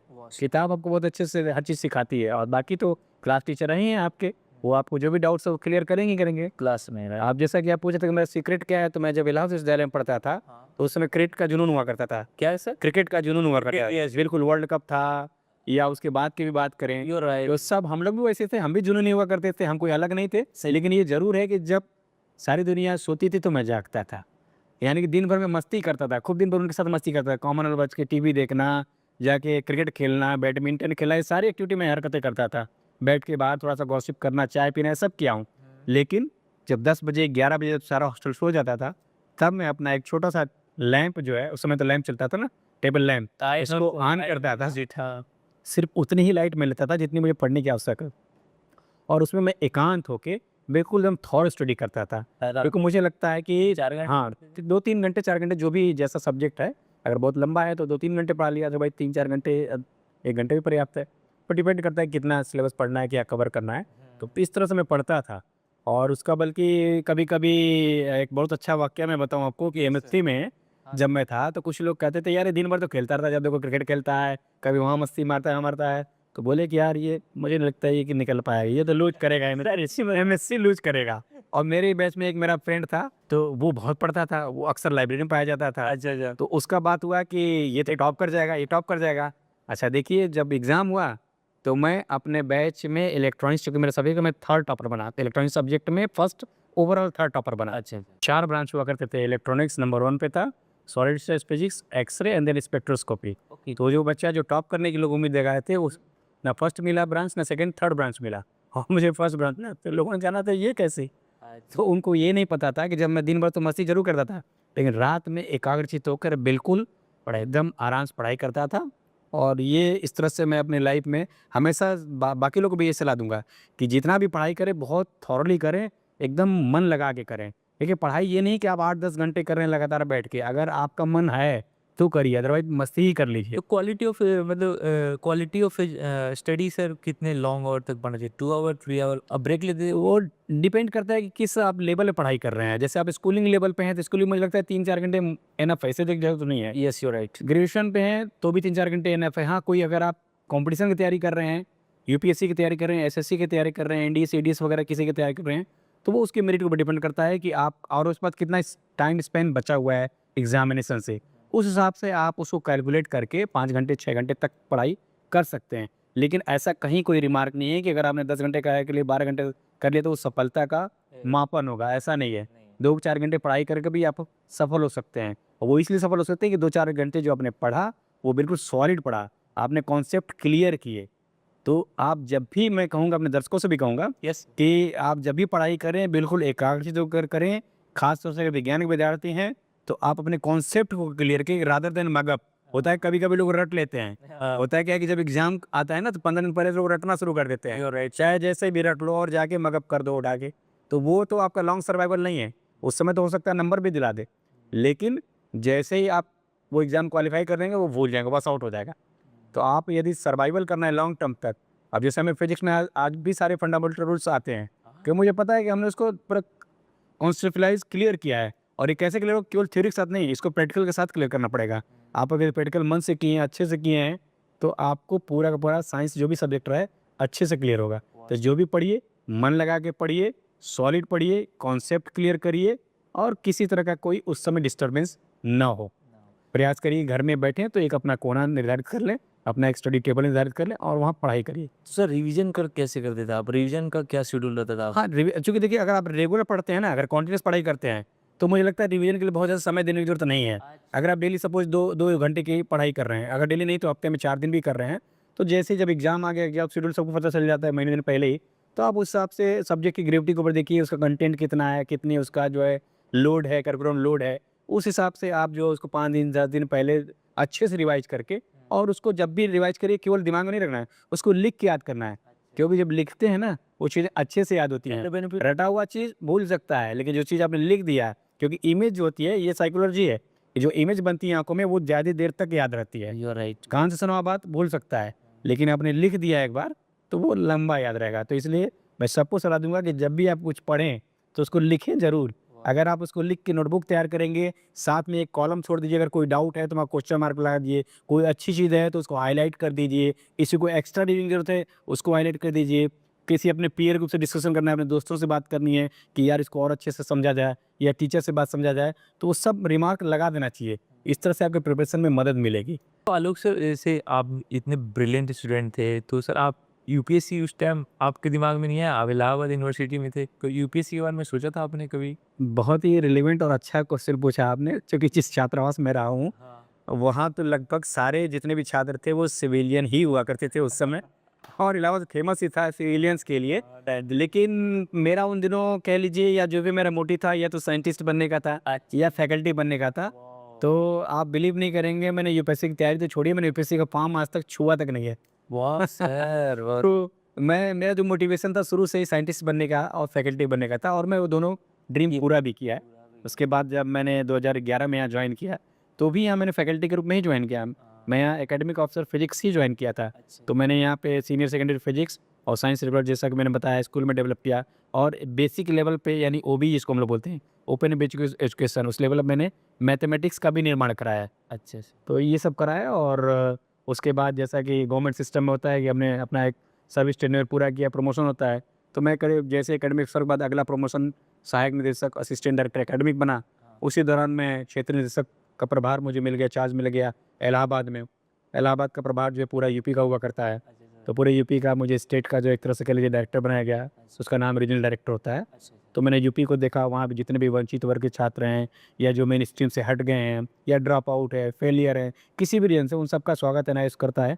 तो ऐसे विद्यार्थियों की देखभाल करना, एक मतलब एडमिशन से लेकर सर्टिफिकेट सारी प्रक्रियाएँ, उसको मॉनिटरिंग करना अच्छे से, ये एक अच्छा मतलब क्षेत्र निदेशक का दायित्व होता है। उनके जितने ग्रीवांस हैं, उनकी कोई क्वेरी है उसको सॉल्व करना। और उसके बाद मेरा फिर ट्रांसफ़र होता है और मैं चला जाता हूँ सुदूर दक्षिण में केरल। तो केरल में मैं क्षेत्र निदेशक के तौर पे काम किया, साथ ही में वहीं पे लक्षद्वीप है, उसका भी चार्ज साथ में रहा। अच्छा सर। वहाँ तकरीबन साढ़े 3 साल रहा और वहाँ मैंने केरल के कल्चर को खूब एन्जॉय किया। Kerala, you love that? बहुत मैं लव करता हूँ, उसको बोलते हैं गॉड्स ओन कंट्री और रियली बहुत अच्छा है, सिविलाइज़ स्टेट है और काफ़ी साफ़-सुथरा शहर है और लोग काफ़ी वहाँ पढ़े लिखे हैं, 100% लिटरेसी स्टेट है, हम सब जानते हैं। तो हमने बहुत एन्जॉय किया वहाँ के फूड को, वहाँ के कल्चर को हमने खूब एन्जॉय किया। वहाँ से ओणम फेस्टिवल अभी जल्दी बीता है, उसको हम खूब आराम से, मुंडू पहनता था, ज़ुरु पहनता था, शर्ट पहनता था, मेरा पूरा फैमिली पहनता था। तो खूब एन्जॉय करते तो सर थे। आप आपकी जो फैमिली साथ में ले जाते थे या केरला? हाँ, मैं जहाँ भी जाता था अपनी फैमिली साथ में ले जाता था। उससे कई सारे फ़ायदे थे। एक तो फैमिली का जो मिसिंग फैक्टर है, वो मेरे साथ कभी नहीं रहा। मेरा और चूँकि मैंने बताया कि मेरी वाइफ़ भी हाइली क्वालिफ़ाइड है, पीएचडी बायोकेमिस्ट्री से हैं, लखनऊ विश्वविद्यालय से। तो मेरे साथ जाती थी और जो वहाँ पे उनको कोई न कोई अपॉर्च्युनिटी मिल ही जाती थी। जैसे मैं इलाहाबाद में था तो उनको इलाहाबाद विश्वविद्यालय में से एफिलिएटेड सीएमपी डिग्री कॉलेज है, वहाँ फैकल्टी उन्होंने काम किया। जब मैं केरल गया तो वहाँ उन्होंने सेंट्रल स्कूल में पढ़ाया, मेरा बेटा भी वहीं पढ़ाई किया। फिर मेरा वहाँ से ट्रांसफ़र होकर मैं क्षेत्र निदेशक बन गया हैदराबाद में, तेलंगाना स्टेट का। साथ ही मुझे एडिशनल चार्ज मिल गया आंध्रा का, यानी विशाखापट्टनम का, दोनों रीजन मैंने देखा। ऑल इन हम लोगों ने वहाँ भी अपना एन्जॉय किया, वहाँ के फूड को। मेरा बेटा वहाँ की बिरयानी बहुत पसंद करते हैं, हैदराबादी बिरयानी बस है। तो बहुत मज़ा आया। क्या नाम है आपके बेटे का सर? अबीर। अभी अबीर जो तिलक लगाते हैं। अबीर। होली पे जो हम लोग खेलते हैं अबीर गुलाल, वो बहुत प्यारा बच्चा है। आपको लव है लग रहा है वाराणसी। जी। बिल्कुल। तो अभी वो इस समय 8वीं स्टैंडर्ड में है और 13 साल के हैं। Amity inter school sector 44 Noida में, उसी में पढ़ते हैं और उसी में उनकी मदर पढ़ाती भी हैं। तो सर उसका क्या ड्रीम है, आपने पूछा उससे कभी?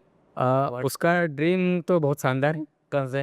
वो प्रधानमंत्री मोदी जी की तरह प्रधानमंत्री बनना चाहता है। वाह बढ़िया है सर। हालाँकि मैंने तो ज़रूर चैनलाइज़ किया कि देखो प्रधानमंत्री बनो अच्छी बात है, लेकिन जो मैंने कहीं छोड़ दिया या कह लो जो मेरी ड्रीम नहीं थी, अगर पूरा कर सको, तो वो अगर तुम्हारी ड्रीम बन जाए, तो यूपीएससी ज़रूर देना।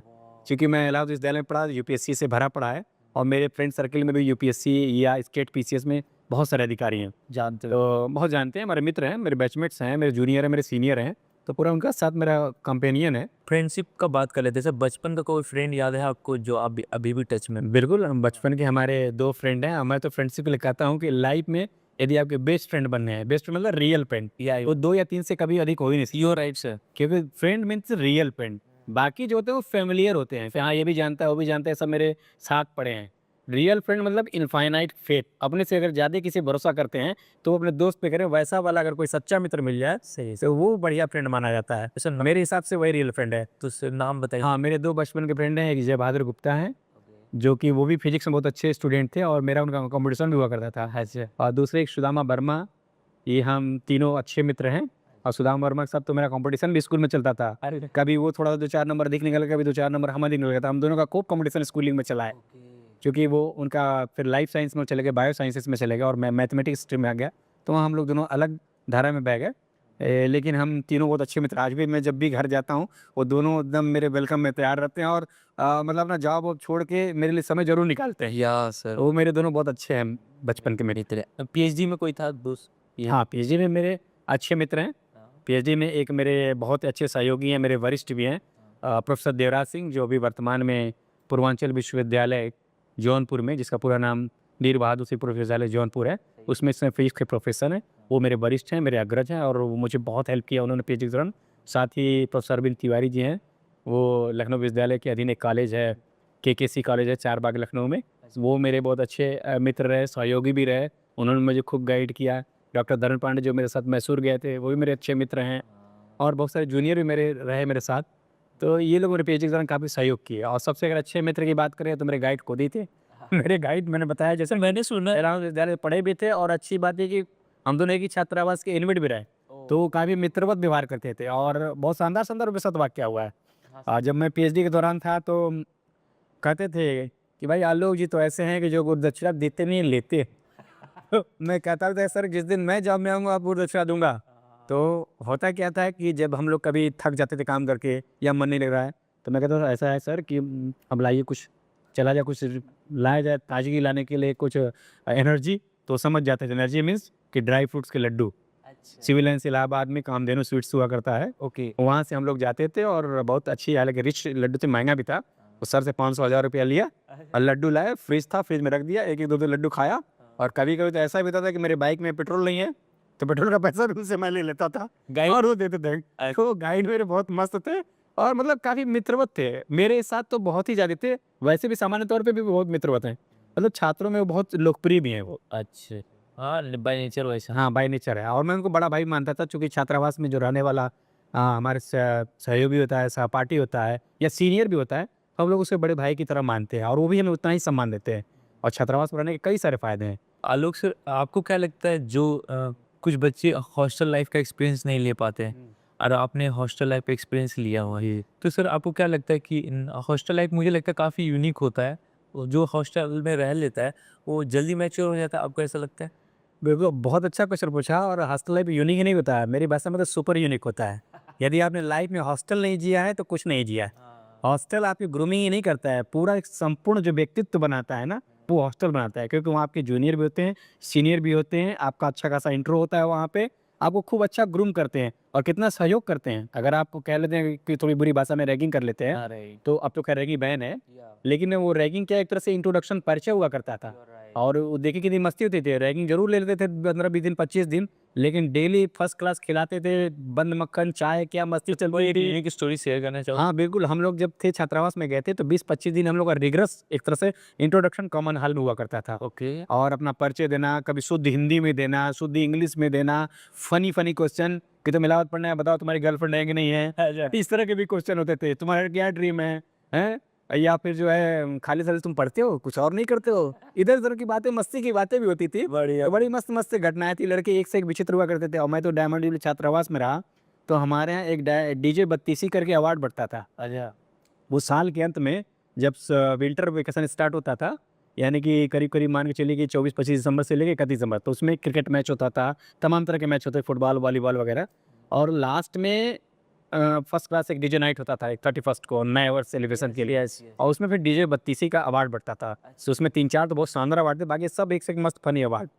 जो सबसे ज़्यादा कॉमन हॉल में टीवी देखा जाए, उसको रोगिए टीवी अवार्ड।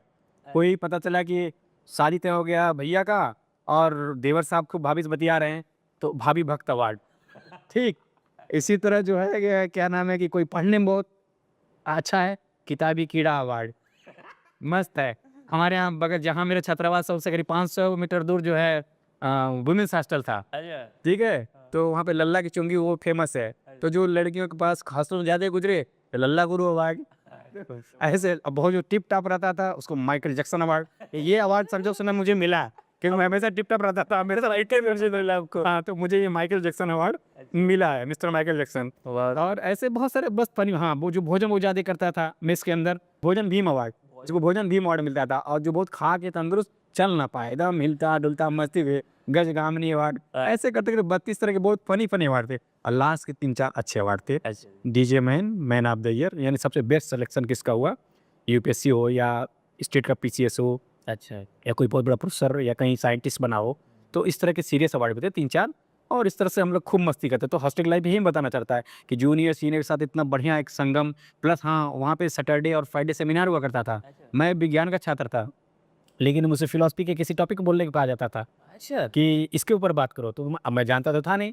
तो जो मेरे साथ के लोग जो आर्ट्स के थे, उनके साथ मैं डिस्कशन करता था, तो उसे सोचिए कि मेरी कितनी ग्रूमिंग है। मैं साइंस के विद्यार्थी के साथ-साथ सोशल साइंस का भी चीज़ें जान रहता था। और तो और हमारे जो बाहर के चाय लगाना रेडी वाला था, अगर उससे बात करें तो प्रीलिम्स का वो भी 10-20 क्वेश्चन सॉल्व कर देगा। इतना वो सुनता था कि साहब ये क्वेश्चन का ये बी सही होगा, सी से वो आंसर दे देगा। है ना? बिल्कुल, तो छात्रावास की लाइफ तो हर व्यक्ति व्यक्ति मैं तो सबसे कहूँगी, अगर आपने हॉस्टल लाइफ नहीं जिया है, तो समझिए अपने आधा ज़िंदगी का तो मज़ा ही नहीं लिया। इतने फ़नी कैरेक्टर्स आते हैं, तरह-तरह कहाँ-कहाँ से लड़के आते हैं, कोई दक्षिण से आता है, कोई पूरब से, कोई पश्चिम से, कोई बिहार से, कोई यूपी से, कोई उड़ीसा से, जाने कहाँ-कहाँ से बच्चे आते हैं, अपने कल्चर को ले आते हैं, अपने फूड को लाते हैं, अपने पहनावे को लाते हैं, खूब मस्ती करते हैं हम लोग। और हॉस्टल में मस्ती करना पढ़ाई के लिए कितनी अब लाइब्रेरी में क्या आपको 10 किताब मिल जाएगी, आपके 10 मित्र मिल जाएँगे, लेकिन लेकिन यूनिवर्सिटी की हॉस्टल लाइब्रेरी का थोड़ा कुछ एक्सपीरियंस हाँ, इलाहाबाद की लाइब्रेरी बहुत रिच लाइब्रेरी है। लाइब्रेरी में पढ़ते हैं? हाँ, बिल्कुल हम लोग पढ़ते थे और हमारे पास तो कई लाइब्रेरी की सुविधाएँ थी। एक तो हमारी सेंट्रल लाइब्रेरी हुआ करती थी, जिसमें आर्ट्स, साइंस, कॉमर्स और लॉ सबके एक साथ रखे रहते थे किताबें। और एक साइंस की डेडिकेटेड लाइब्रेरी थी। प्लस साइंस में भी फिज़िक्स डिपार्टमेंट का भी अपना एक लाइब्रेरी था। तो हमारे पास रिच कलेक्शन ऑफ बुक्स था और एक से एक फॉरेन ऑथर हों, इंडियन ऑथर हों, रिसर्च जर्नल्स हों, बहुत अच्छी-अच्छी क्वालिटी की बुक्स। और प्रोफ़ेसर भी बड़े हमारे यहाँ काफ़ी रिनाउंड हुआ करते हैं। तो ऐसी हमें मिली है, काफ़ी एक जो है थाती मिली विरासत मिली है। और छात्रावास में रहने का एक और रीज़न ये भी था ना कि आपको नोट्स बने-बनाए खूब मिलते थे। आपके सीनियर्स कितनी मदद करते थे। तो आप बाहर अगर रहेंगे डेलीगेसी में, हम लोग बाहर जाने को डेलीगेसी वाला छात्र बोलते थे, अच्छा। यानी कमरा लेके जो किराए पे रहता था। या तो अगर उनकी बात करें तो उनके क्या संसाधन है, अपना खुद का संसाधन है या आस-पास में कोई रह रहा है वही संसाधन।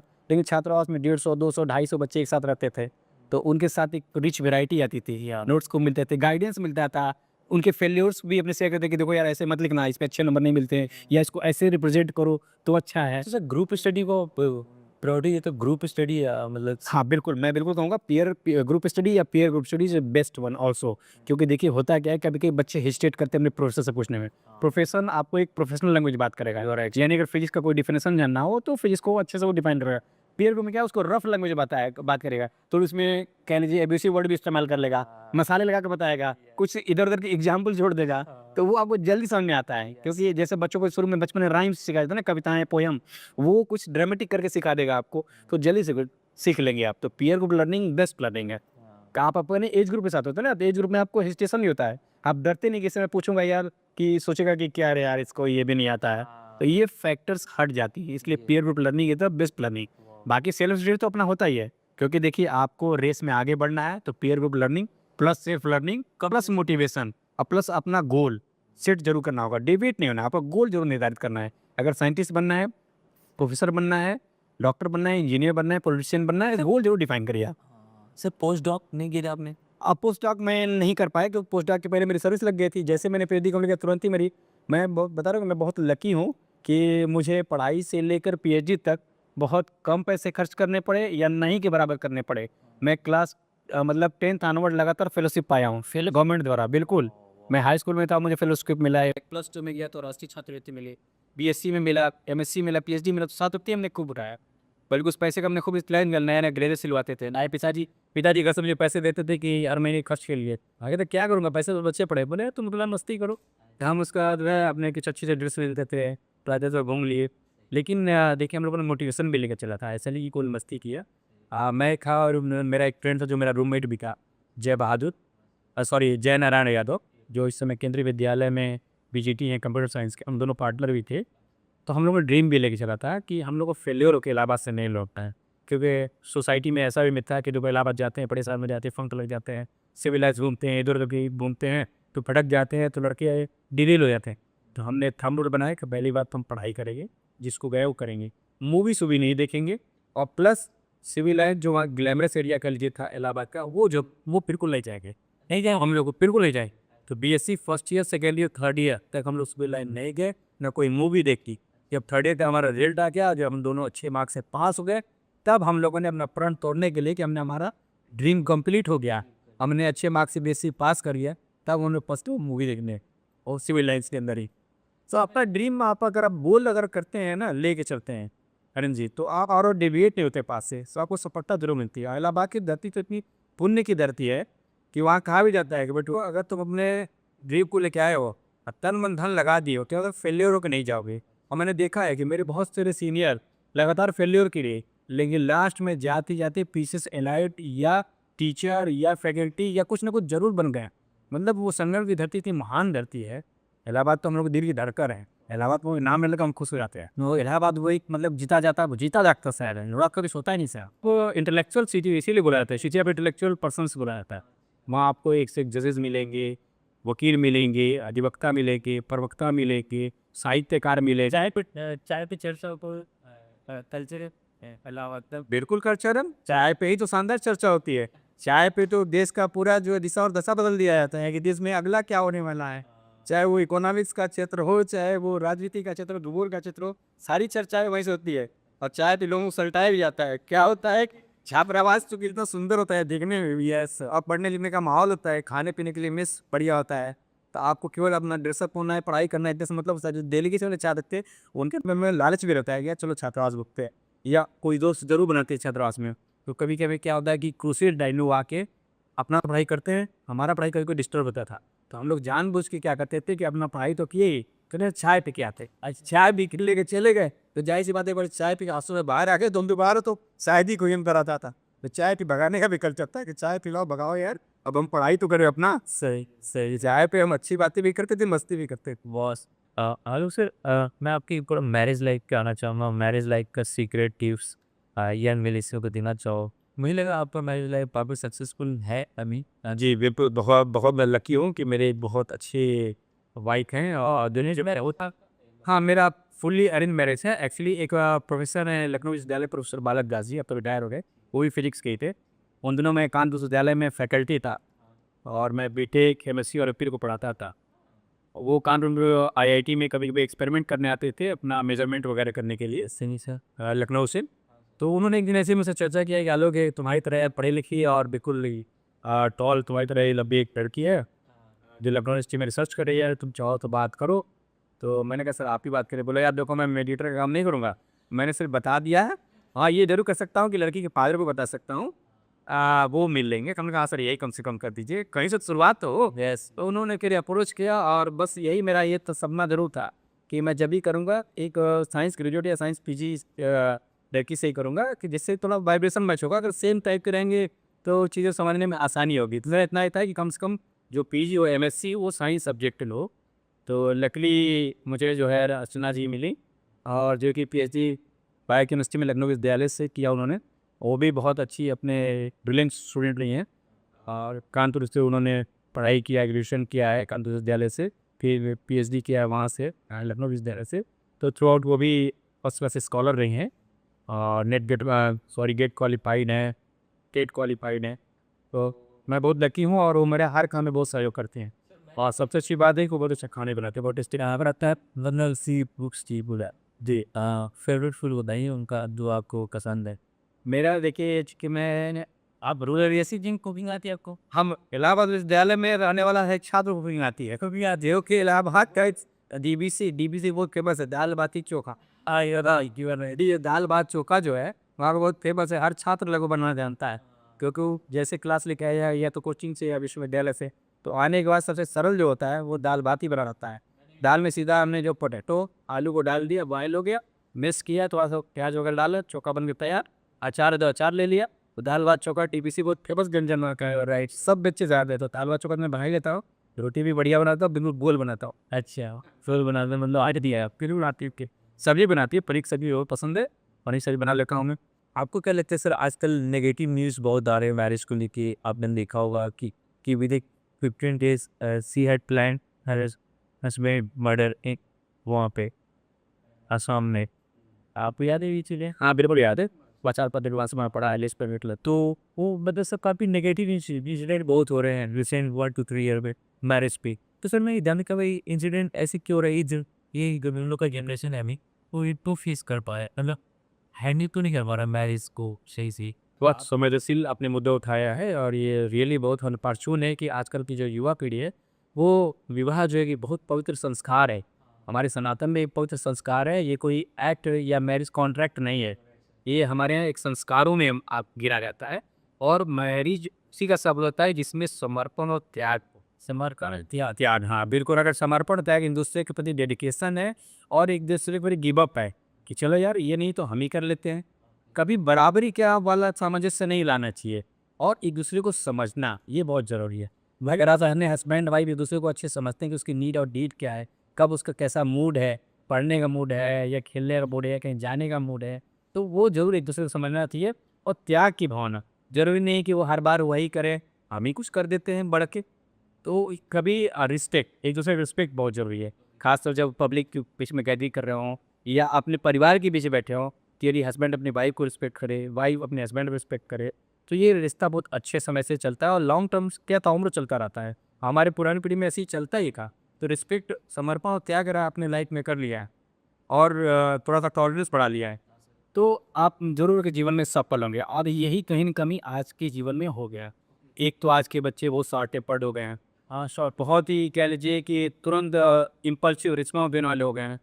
चीज़ों को थोड़ा सुनना चाहिए, सहने का भी क्षमता होना चाहिए। अगर आपके अंदर टॉलरेंस नहीं है, पेशेंस नहीं है, तो कहीं न कहीं आपको ये हैमर करता है। अगर आपने 2 बात बोल ही दिया तो फिर उसको सोचिए, समझिए, तुरंत रिस्पॉन्स मत दीजिए।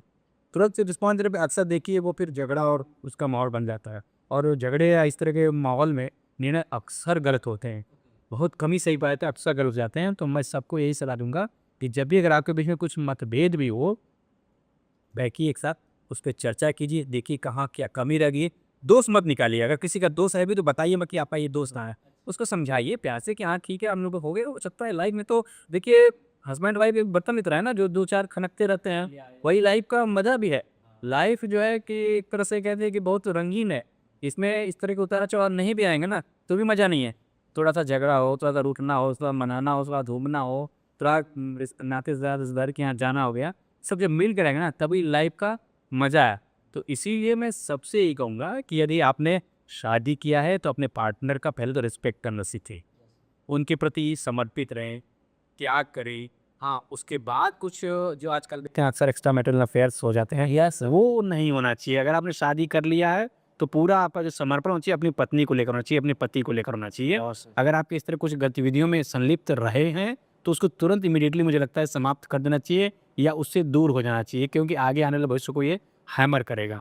क्योंकि देखिए सबका अपना कुछ ना कुछ पास्ट होता है, पास्ट में गलतियाँ भी होती है, अच्छी भी चीज़ होती है, तो वहाँ पे उसको मिट्टी डाल देना चाहिए, और एक अच्छी लाइफ बितानी हो तो दोनों को एक दूसरे की सच्चाई बताकर आगे की लाइफ बढ़नी चाहिए। वो त्याग समर्पण बहुत ज़रूरी है। थोड़ा सा अपने अंदर टॉलरेंस लाइए, थोड़ा सा जो है सहनशीलता ले आइए, तो मुझे लगता है लाइफ बहुत ही आनंद है। ये भगवान का दिया सबसे बड़ा गिफ्ट है भाई। आप देखिए सनातन की बात करें तो हम 84 लाख योनियों की बात करते हैं। 84 लाख योनि मानव का जीवन मिला है भाई। मानव जीवन में जिसके अंदर IQ है, जो अपने दिमाग का इस्तेमाल कर सकता है। अगर हमने दिमाग का इस्तेमाल नहीं किया है और लड़ाई में और इधर-उधर की बातों में किसी कहने मात्र से किसी के ऊपर हम क्रोधित हो गए या गुस्सा कर लिया, तो ये अच्छी बात नहीं है ना। हम लोग अपना खुद का IQ हम इस्तेमाल करते हैं, अपना विवेक इस्तेमाल करें, और कभी-कभी सही चीज़ें भी हैं तो उसको हमें घूट पी भी लेना चाहिए। क्योंकि कभी-कभी 100 खराब चीज़ें अगर हुई हैं और उससे उसके अंदर एक अच्छाई है और उससे आपकी लाइफ बन सकती है, तो कुछ उसकी गलतियों को क्षमा भी करना चाहिए। क्षमा एक सबसे बड़ा सीख है, बहुत सही। क्योंकि एक छोटी सॉरी वर्ड है, बोल दीजिए, सामने वाला का ईगो सेटिस्फाइड हो जाता है, आराम से आप आगे काम करिए। तो इसलिए हस्बैंड वाइफ एक बहुत ही बढ़िया एक तरह से रिश्ता होता है, और मुझे लगता है एक दूसरे का इसीलिए अर्धांगिनी बोला जाता है, यानी एक दूसरे को समझने के लिए इससे बढ़िया कोई रिश्ता हो ही नहीं सकता है। आधा आधा समर्पण दोनों का अगर हो जाए तो पूरा मिल के एक होता है। इसीलिए देखिए महादेव शिवा पार्वती को देखिए इतने बड़े उदाहरण है वो, ठीक है। तो ऐसे ही एक ये बहुत पवित्र रिश्ता है, और मुझे लगता है कि युवा पीढ़ी को इसका बहुत रिस्पेक्ट करना चाहिए। और ख़ास तौर से एक मित्र की तरह अगर आप बिहेव करें अपने पत्नी के साथ या पति के साथ, तो मुझे लगता है कोई दिक्कत नहीं है। हाँ, बिल्कुल फ्रेंड्स की तरह रहिए, उसके नीड को समझिए, क्या उसकी चाहत है उसको समझिए, उसको चीज़ें कभी-कभी सरप्राइज़ करिए, कभी दीजिए, कभी घूमने-फिरने जाइए। तो मुझे नहीं लगता है कि लाइफ़ इतनी बोझिल होगी। थोड़ा बहुत लाइफ़ में सॉरो भी आता है, ऐसा नहीं है, लेकिन वो देखिए अगर सुख अगर नहीं है लंबे समय तक, दुःख भी लंबे समय तक नहीं रहता है। ये सब क्षणभंगुर है। थोड़े समय के लिए सुख, कभी दुःख, कभी खूब सुख, कभी गम, ये तो चलता रहता है, ये तो लाइफ़ का हिस्सा है। आलोक सर, पेरेंटहुड पे आना चाहूँगा। पेरेंटहुड पे जैसे आप फादर हो, राइट? कितने बच्चे हैं सर आप भी? मेरा एक ही बेटा है, एक बेटा है। बहुत प्यारा बच्चा है अबीर। जी। बहुत सब बढ़िया। तो सर जैसे आप पेरेंट्स हैं, आपके आपके कुछ ऐसा ख्वाब है जो आप अपने बच्चों के थ्रू पूरा करवाना चाहते हो? ऐसा मतलब कुछ ख्वाब है आप? जी, मैं अपने बच्चों को हमेशा ये सीखता हूँ, पहले कि डिसिप्लिन, अनुशासन लाइफ में अगर सफल पाना है तो अनुशासन होना बहुत ज़रूरी है। अनुशासन का ये मतलब नहीं कि मैं उसको हैमर करता हूँ, स्ट्रिक्ट नहीं। नहीं, स्ट्रिक्ट वही बता रहा हूँ कि स्ट्रिक्ट है, अनुशासन का ही मीनिंग नहीं आता है कि स्ट्रिक्ट। अनुशासन का मतलब है कि अपने आप को संयमित करना है। यदि हमने खेल खेलना है तो खेल खेल लीजिए खूब। पढ़ाई लेकिन 1 घंटे करना है तो 1 घंटे वो भी ज़रूरी है। खाना समय से खा लीजिए, दोस्तों के साथ मिल भी लीजिए, मतलब अपनी लाइफ को थोड़ा-सा अनुशासित ढंग से। अब जैसे किताबें पढ़ा, इधर-उधर फेंक दिया, खाना खाया, अपना बर्तन नहीं उठाया, या फिर जो है अपने बिस्तर को नहीं ठीक किया, तो ये कहीं न कहीं आपको ये लाइफ में आगे चल के हर्डल्स करेगा ही करेगा। क्योंकि मैंने बताया ना कि मेरे पिताजी कहते थे कि बचपन में जो आपने सीख लिया वो ताउम्र कैरी करता है। तो आप शुरू से अगर थोड़े-थोड़े अनुशासित हैं, थोड़े-थोड़े संयमित हैं, तो आप ज़रूर सफल होंगे। तो मैं अपने बच्चे को, बेटे को यही सीख चाहता हूँ कि थोड़ा अनुशासन रखो और थोड़ा-सा अपना एक शेड्यूल ज़रूर बनाओ। नहीं 4 घंटे पढ़ना, मैं कभी नहीं कहता 4 घंटे पढ़ो, लेकिन 2 घंटे पढ़ो तो पूरे मन से पढ़ो, सॉलिड पढ़ो, बिल्कुल तन्मयता के साथ पढ़ो, एकाग्र होके पढ़ो। यही मैं आप लोगों से भी कहूँगा कि अपने बच्चों को भी ये शिक्षा दीजिए कि अगर खेल रहे हैं तो खूब मस्ती कर लेने दीजिए पहले। पहले देखिए ये भी ज़रूरी है। बचपन में देखिए इसीलिए एज ग्रुप के हिसाब से पढ़ाई का लेवल बढ़ता जाता है। स्कूलिंग में सिर्फ राइमिंग पढ़ाए जाते हैं, पहाड़े, गिनती यही पढ़ाए जाते हैं। जैसे-जैसे आदमी बड़ा होता है, उसका आईक्यू लेवल बढ़ता है, फिर धीरे-धीरे साइंटिफिक डेवलप होता है, फिर कैलकुलेटिव माइंड होता है। तो ऐसे बच्चों के साथ भी होना चाहिए कि जब जब तक बचपना है बचपना, जैसे आप बड़े हुए थोड़ा पढ़ाई को थोड़ा सीरियस हो जाइए, फिर और सीरियस हो जाइए, लेकिन साथ में फिजिकल का भी ध्यान रखना है। ऐसा नहीं पढ़ाई में ध्यान हो गया तो फिजिकल का नहीं, क्योंकि दोनों बैलेंस होना चाहिए। लाइफ में स्वास्थ्य का भी ध्यान रखना है। तो बेटे को मैं यही सिखाऊँ कि स्वास्थ्य भी अपना ध्यान रखो। आजकल बच्चे देखिए जंक फूड बहुत खाते हैं, तो पता चला है कि एक्स्ट्रा फैटी हो गए, या फिर जो है आपका बच्चा बिल्कुल फिट है? हाँ, बिल्कुल मेरी तरह फिट है, मुझसे ज़्यादा फिट है, अच्छा। और by the grace of God वो मेरी तरह लंबा भी है। वाह! बढ़िया तो अच्छा है वो। तो मैं उनको, बेटे को भी यही सिखाता हूँ कि संयमित रहो, जो करो मस्ती खूब करो लेकिन संयमित होना चाहिए। जैसे आजकल के बच्चे सोशल मीडिया पे है ना, सोशल मीडिया मेरा बेटा भी खूब देखता है। कहता हूँ आप कंट्रोल करके उसकी सोशल मीडिया चलाओ इस टाइम तक। ऐसा मेरा कोई टाइम फिक्स कंट्रोल नहीं है, लेकिन ये ज़रूर मैं देखता हूँ कि अगर बहुत लॉन्ग आवर्स तक वो लैपटॉप बैठा है या डेस्कटॉप बैठा है या अपने टैबलेट पे या मोबाइल पे, तो मैं ज़रूर टोक ज़रूर देता हूँ, बेटा 2 घंटे हो गए अब बस करिए, आप जो है थोड़ा घूम आइए, अगर नहीं पढ़ने का मन है तो घूम आओ। तो मैं उसको फोर्सफुली भेज देता हूँ कि आओ साइकिलिंग करके आओ, घूम आओ। उसकी मदर भी यही कहती है कि घूम आओ, साइकिल, उसके बाद फिर आके ये 2 घंटे पढ़ाई ज़रूर करो। और चूँकि अभी तुम छोटे हो, इसलिए रात के पढ़ने का प्रयास मत करो, 9 साढ़े 9 तक पढ़ के अपना आराम से सो जाओ, और सुबह उठ के अगर आधे घंटे पढ़ सको तो ठीक, अदरवाइज़ अपना टाइम शेड्यूल ज़रूर फिक्स करो। और हाँ, ड्रेस अपना सही जगह पे रखो, किताब कापियाँ सही जगह पे रखो। मतलब ये भी उसको शिक्षा देता हूँ कि मतलब अपनी खुद सेल्फ डिपेंडेंट बनने की तरफ बढ़ो। ऐसा नहीं कि जो चीज़ जहाँ अस्त-व्यस्त कर दिया, वो फिर लाइफ़ थोड़ी-सी हेज़ी हो जाती है। सही बात है सर। आलोक सर, जैसे मैंने आपके जर्नी से जाना कि आपने रूरल लाइफ भी देखा है, क्योंकि आपने बताया था कि जी। स्कूलिंग आपका ज़्यादातर। हाँ, मैं बिल्कुल ग्रामीण परिवेश से हूँ। मैंने तो पटरी लेके पढ़ाई की है जी। जो लकड़ी का जो पटरी आता था ना, हाँ, हाँ। उसपे कालिख पोत के फिर दा उसको जो है शीशे की बॉटल से चुन के, उसमें धागे से स्ट्रिंग से ऐसे स्ट्रिंग करके धागे बना के, और चॉक या दूधिया उस समय हुआ करता था, उससे भी हमने लिखा है। कंडे की कलम से उस समय जो मार्कर क्रिच हुआ करता था, उससे लिखा हमने। और एक निब पेन आया करता था, उससे इंग्लिश लिखते थे। अच्छा। तो पूरा ग्रामीण परिवेश हमने जिया है। खुद का जो हम लोग जो है एक टाट हुआ करता था, लेके बैठते थे। क्लास 4th में जाके हमें डेस्क और टेबल मिला बैठने को, उसको बोला ज़मीन पे ही बैठते थे। बराबर में रहा है। हाँ, बिल्कुल। उसे आलोक से भी जैसे आप रूरल लाइफ भी देखे हो, ग्रामीण वाला लाइफ और अभी शहर वाला लाइफ भी देखी हो आप, राइट? तो आप क्या ऑब्जर्व करते हो सर, ये आप एनवायरनमेंट चेंज करते हैं इंसान को? बहुत चेंज करता है, बहुत चेंज करता है। और ग्रामीण जो परिवेश है जितना शुद्ध, साफ और एक तरह से कह दें कि बढ़िया वातावरण है, उतना शहर में तो नहीं है, लेकिन शहर का एक अपना इम्पोर्टेंस है। शहर में आपको बहुत सारी सुविधाएँ मिल जाती हैं, अगर आपके घर में सीनियर सिटीज़न है, तो हेल्थ की सुविधाएँ बहुत अच्छी हैं। यस। बच्चे अगर एक कॉम्पिटिशन के क्षेत्र में जाना चाहते हैं, तो यहाँ बहुत सारे संसाधन उपलब्ध हैं। तो शहर का एक अपना पहलू है और ग्रामीण का अपना पहलू है, दोनों कंपेयर नहीं करना चाहिए।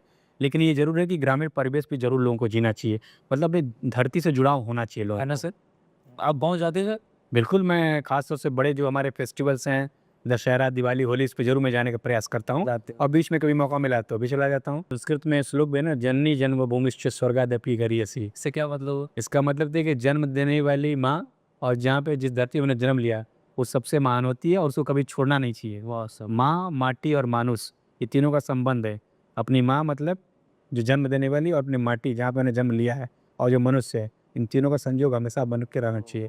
जो अपनी माटी को भूल जाता है, जो अपने संस्कार को भूल जाता है, अपनी परंपरा को भूल जाता है, वो फिर आगे डिरेल होना उसका स्वाभाविक है। आई लव तो आपकी जो जड़ें जो है ना, वो संस्कार जो, वो कहीं न कहीं आपका रूट जो आपकी फैमिली से ही आता है। अगर आप ग्रामीण परिवेश है, तो वो भी आपको कल्चर ज़रूर लेके चलना चाहिए, जो अच्छे कल्चर है। या और शहर का जो अपना कल्चर है, उसको भी लेके चलना चाहिए। लेकिन ये नहीं कि शहर की भाग-दौड़ की ज़िंदगी में अपने पुराने कल्चर को खो दें, ये नहीं है। आलोक सर, जैसे अभी क्या हो गया ना कि लोग डिप्रेशन, जो यंग जनरेशन है वो आप देखोगे कि ग्रेजुएशन के बाद सिटी मूव कर जाते हैं और वो जब गांव से सिटी आते हैं तो क्या होता है कि सिटी में वो ज़्यादातर लोगों को जानते नहीं, अननोन प्लेस है उसके लिए। तो sir loneliness and mental health वाला इशू जो एक माइग्रेंट फेस करता है सिटी में आके, लोनलीनेस कल्चर हो गया सर इंडिया में। आपने कभी अपने लाइफ में एक्सपीरियंस किया है लोनली में? हाँ, बिल्कुल किया है। ये बात तो मैं बताना चाहूँगा कि जो पुराने ज़माने में जो एक परिवार का कल्चर था ना, उसमें परिवार का मतलब जॉइंट फैमिली हुआ करता था। जॉइंट फैमिली में केवल हस्बैंड वाइफ नहीं, उस समय दादा-दादी, बुआ, चाचा-चाची ये सब हुआ करते थे। बच्चे कब कैसे बड़े होते थे, किसी को पता भी नहीं चलता था और सबको सबका प्यार मिलता था। वो प्यार की कमी आज की डेट में शहरों में तो है, क्योंकि शहरों में देखो न्यूक्लियर फैमिली कॉन्सेप्ट है। मैक्सिमम टाइम जो रहते हैं वो हस्बैंड वाइफ, उनके 1 या 2 बच्चे, यहीं तक सीमित है, या कभी-कभी सीनियर सिटीज़न माँ-बाप हैं, तो वो रह लेते हैं। तो एक तनाव या अवसाद का माहौल, अकेलापन तो है। उसके कई रीज़न हो सकते हैं, केवल यही नहीं कहेंगे कि शहर और ग्रामीण का अंतर है। कभी-कभी लोग आवश्यकता से अधिक या उनके ड्रीम बहुत महत्वाकांक्षा बहुत ज़्यादा बढ़ जाती है। You are right sir. ठीक है? आप जैसे देखिए, भौतिक सुखों का कोई अंत नहीं है। आज आपके पास मोटरसाइकिल है, तो ज़ाहिर-सी बात कार चाहेंगे, कार के बाद लग्ज़री कार चाहेंगे, चाहेंगे कि अपना चार्टर्ड प्लेन, जेट प्लेन भी हो जाए। तो उतना अगर आप ड्रीम रखते हैं, तो कहीं न कहीं आप बहुत अंधाधुंध रेस में जा रहे हैं। लाइफ में देखिए, आपका जो गोल होना चाहिए वो हैप्पीनेस होना चाहिए। आप खुश कितना हैं, वो ध्यान रखना है। आपको पड़ोसी कितना पा रहा है, हम क्यों नहीं पा रहे हैं, अगर आप इस जेलस की भावना से चलेंगे, तो कभी सफल नहीं होंगे। भगवान ने हमें क्या दिया है और क्या उसके लिए उसका इस्तेमाल करें ना, उस पे खूब खुश रहिए। अरे भगवान तो मुझे यार गाड़ी भी दे दिया, हमें एक अच्छी फैमिली दे दिया है।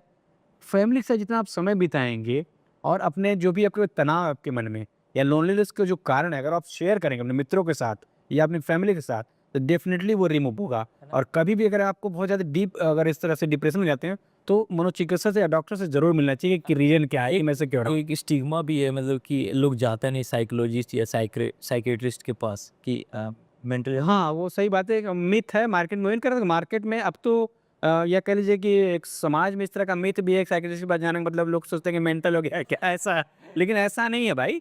मेंटल का मतलब वो वाला मेंटल नहीं है। मेंटल का मतलब आपके अंदर कौन-कौन से चेंजेज़ आ रहे हैं। कभी-कभी क्या होता है कि आपके जो है मेंटल चेंजेज़ आ रहे हैं या बॉडी के अंदर कोई चेंजेज़ आ रहे हैं, तो उसके वजह से भी आप कभी-कभी अवसाद में चले जाते हैं। या चूँकि आजकल ये भी कह लें, एक जनसंख्या भी बहुत बड़ा कारण हो सकता है, क्योंकि पहले ज़माने में और अब में बहुत बड़ा अंतर है। अब यूपीएससी जैसे हम अब चर्चा कर रहे हैं, यूपीएससी में नॉर्मली 1000 से अधिक कभी आता नहीं है।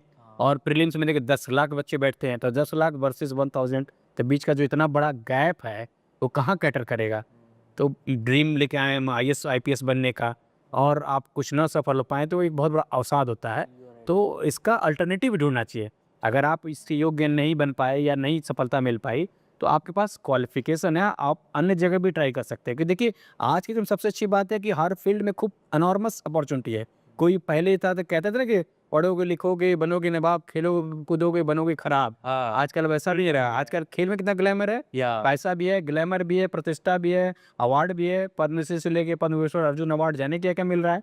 साहित्य में जाइए, कहीं भी कोई भी फील्ड ले लीजिए, सब में अपॉर्चुनिटी है। तो पहली बात तो आज के डेट में हर के अंदर कोई न कोई भगवान कोई न प्रतिभा जरूर देता है। प्रतिभा को पहचानिए कि आपका इनहेरेंट प्रॉपर्टी क्या है। आप क्या वास्तव में कुछ गायक तो नहीं बनना चाहते हैं? क्या वास्तव में आप साइंटिस्ट तो नहीं बनना चाहते थे? डॉक्टर तो नहीं बनना चाहते थे? नेता तो नहीं बनना चाहते थे? वो पहले पहचानिए। अगर आपने वो पहचान लिया और उसमें काम करना शुरू किया तो सफलता 100% आपको मिलेगी। कभी-कभी क्या होता है कि आप मित्रों के दबाव में, परिवार के दबाव में, आपकी जो अंदर की इच्छा है उसको मार देते हैं और फिर आप सोचते हैं फैकल्टी बन जाऊँ, साइंटिस्ट बन जाऊँ, नेता बन जाऊँ, अभिनेता बन जाऊँ, वहीं गड़बड़ हो जाता है। तो आपके अंदर कुछ ज़रूर क्वालिटी भगवान सबको कुछ न कुछ दे के भेजता है। अगर आप उस क्वालिटी के हिसाब से आगे बढ़ेंगे, तो मुझे नहीं लगता है कि उतना असफल होंगे। और अगर मान लीजिए ऐसी परिस्थिति आ भी गई, तो आजकल तो आत्मनिर्भर होने का भी कॉन्सेप्ट है, एंटरप्रेन्योर है। आजकल तो गवर्नमेंट इतने सारे फंड दे रही है कि आप अपना अपना विज़न लाइए, अपना कुछ मोटो लाइए, कुछ ड्रीम लाइए, फंडिंग हो रही है, आप उससे भी अपना फंडिंग। करियर स्टार्ट कर सकते हैं। तो सर आलोक सर, जैसे क्या हो रहा है कि यूपीएससी में आपने ऑब्जर्व किया हुआ है इस चीज़ जी। को कि यूपीएससी में 6 अटेम्प्ट है अभी जनरल कैटेगरी के लिए, जी, जी। 6 अटेम्प्ट। और 6 अटेम्प्ट अगर कोई एक एस्पिरेंट 6 अटेम्प्ट देता है तो पूरा उसका जो प्राइमरी एज है यूथफुल वाला 21 से 30 वो पूरा वेस्ट हो जाता है। जी। तो सर पापा सॉरी जो मैंने नाम रखा है उसी के कॉन्टेक्स्ट में रखा हुआ है सर कि पापा मैंने यूपीएससी का तैयारी किया हुआ है। तो मैंने 3 अटेम्प्ट दिया यूपीएससी का। तो उसके बाद मैं अल्टरनेटिव अपना देख रहा हूँ, उसके साथ पैरेलली देख रहा हूँ कि अल्टरनेटिव भी कुछ करूँ। तो सर फुल फ्लेज अटेम्प्ट एक यूपीएससी एस्पिरेंट के लिए कितने देने चाहिए उसे, मतलब कितने बार ट्राई करना चाहिए, उसके बाद अल्टरनेटिव देखना चाहिए उसे? तो आपका इस पे क्या होगा, मतलब क्योंकि आप देखिए, इसका कोई एक निश्चित पैमाना तो नहीं है, लेकिन ये ज़रूर कह सकते हैं कि आप यूपीएससी में अगर जा रहे हो, पहली बात तो आपके अंदर बहुत बड़ा एक करेज होना चाहिए, साहस होना चाहिए। उछला हुआ नहीं, बल्कि एक गंभीर व्यक्तित्व होना चाहिए। ओके सर, क्योंकि यूपीएससी एक देश की सर्वप्रतिष्ठित सेवा है यू आर राइट और सर। उसमें जाने से पहले आप हाईली एक्सपीरियंट होने चाहिए, आपका गोल निश्चित होना चाहिए और उसके लिए क्या-क्या आवश्यकताएँ हैं और जब आप वेल प्रिपेयर्ड हों, तभी आप प्रीलिम्स के लिए अटेम्प्ट करें। ये नहीं कि कभी वो लोग होता है कि चलो यार देखते हैं पेपर कैसा। यस, आज ऐसा हाँ, ऐसे बहुत लोग होते हैं जो 10 लाख की भीड़ है, ऐसे वाली भीड़ थोड़ी है कि सारे के सारे सीरियस कैंडिडेट हैं।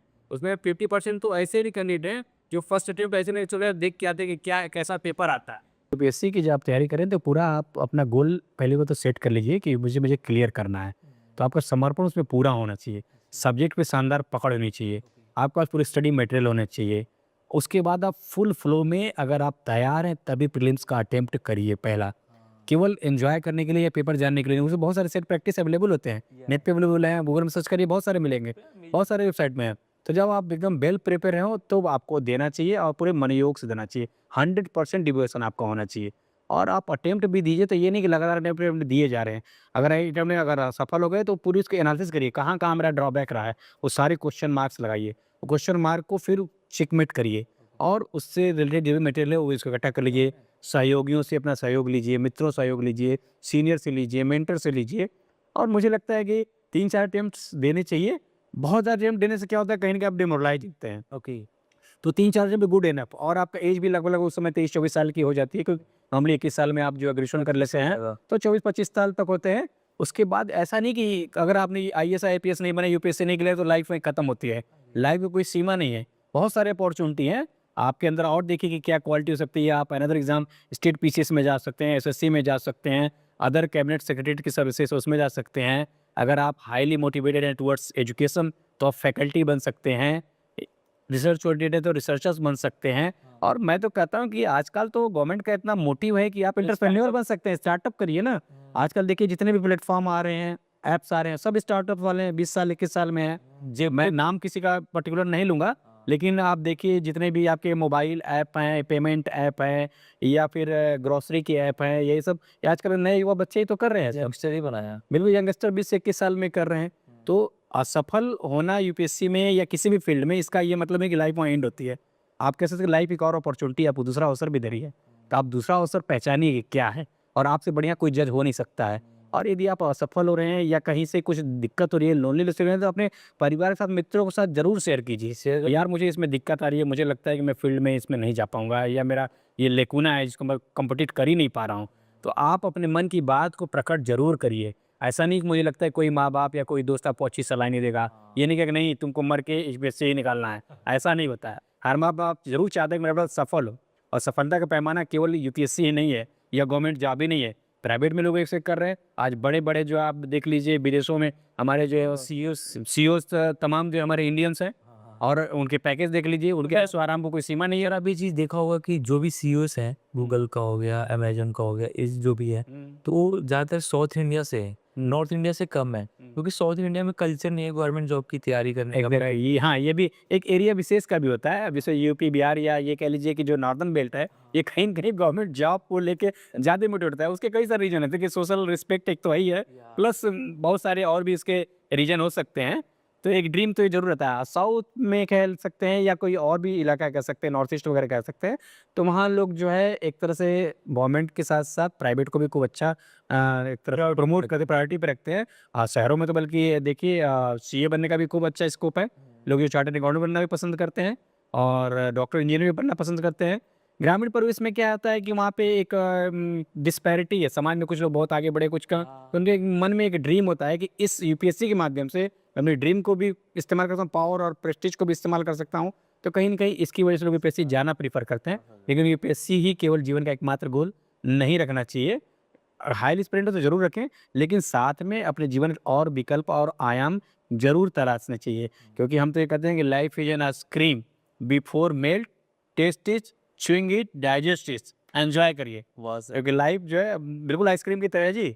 आइसक्रीम पिघले उसके पहले उसका आनंद भी लेना है, मज़ा भी ले लेना है। तो लाइफ इतनी बढ़िया मिली है, इसको एन्जॉय करिए। काहे लिए आप इतने परेशान हो रहे हैं कि इस जॉब में नहीं गए तो हमारी लाइफ खत्म हो जाती है। आपके बहुत सारे अपॉर्चुनिटी, मैं तो एनडीए भी दिया हूँ 2-2 बार हमने जो है बिल्कुल। तो वहाँ पे मैं तो पहली बार तो 1 ही दिन में ही निकल गया, दूसरे दिन में 5 दिन अच्छे खासा जो है हम लोग का चला एसएसबी, और लास्ट में क्या हुआ किसी एक बच्चे की वजह से पूरा बैच पास हो गया। सो उन्होंने भी अच्छा खासा बिल्कुल देशभक्ति गाना सुनाते हुए हमें लाके जो स्टेशन में पटक दिया, और उन्होंने भी यही बात कही कि साहब देखो इसमें जो है एनडीए और सीडीएस के लिए राष्ट्रपति कलाम साहब ने भी ट्राई किया था, लेकिन वो यहाँ नहीं हुए। लेकिन देखो वो किसी बड़े फ़िल्म के लिए बने तो राष्ट्रपति बन गए। अमिताभ बच्चन को भी उन्होंने एक एग्ज़ाम्पल के तौर बताया कि वो यहाँ ट्राई कर रहे थे, लेकिन देखिए इतने बड़े सफल स्टार बन गए। तो इसीलिए लाइफ में हो सकता है कहीं आपको और अच्छी अपॉर्चुनिटी मिलनी हो सर, और कोई बड़ा गोल मिलने वाला हो। एक्सप्लोर करने वाली बात कर रहे हो कि आप ट्राई करो हाँ, बिल्कुल, बिल्कुल, अपने लाइफ पर हमेशा एक्सप्लोर करना चाहिए। मैंने आजकल तो यूथ पीढ़ी को देखा, आजकल रील्स के माध्यम से अच्छे-अच्छे काम कर रहे हैं। बढ़िया-बढ़िया यूट्यूब पे ब्लॉग का यूट्यूब से कितने लोग पैसा अर्न कर रहे हैं। या घर बैठे आराम से ऑनलाइन प्रोफेशन है सर। एक प्रोफ़ेशन हो गया है। वो ब्लॉगर्स आजकल हैं, बहुत सारी ये जो माउंटेनियर्स हैं, वो घूम-घूम के ब्लॉग्स बना रहे हैं। कुछ जो है रेसिपी के ऊपर बना रहे हैं, कुछ नए-नए एडवेंचर्स पे बना रहे हैं। तो हर फ़ील्ड में आजकल है, ऐसा नहीं है। और आजकल तो बल्कि एक्सचेंज प्रोग्राम भी चला है विदेशों के साथ, भारत का या भारत का और देशों के साथ। तो वहाँ से भी फेलोशिप मिल रहा है। फेलोशिप पे भी आप बहुत सारा अच्छा-अच्छा विदेश में जाके भी अपने आगे का काम कर सकते हैं। तो सर, सोशल मीडिया को आप बेन समझते हो कि बुन समझते हो? सोशल मीडिया नहीं, सोशल मीडिया यदि आप एक अपने हित के लिए लिमिटेड इस्तेमाल कर रहे हैं, तो बहुत बढ़िया प्लेटफ़ॉर्म है, एक खराब प्लेटफ़ॉर्म नहीं है। देखिए ज़िंदगी के जैसे और भी आयाम है ना, अखबार है, न्यूज़ चैनल है या और भी है, उसी तरह ये भी है। बस इसे इस्तेमाल कैसे करना है, वो आपको करना है, ये आपको ना इस्तेमाल करना शुरू कर दे।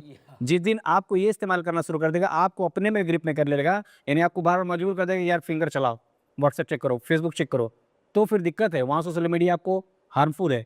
लेकिन आप इसको चला रहे हैं, 10 मिनट के लिए देख लिया, कोई इन्फॉर्मेशन आ गया, कुछ थोड़ा जोक्स पढ़ लिया या कुछ अपना लाइफ एक्सप्लोर कर दिया, शेयर कर दिया, वहाँ तक तो ठीक है, वहाँ तक सोशल मीडिया बिल्कुल बढ़िया है।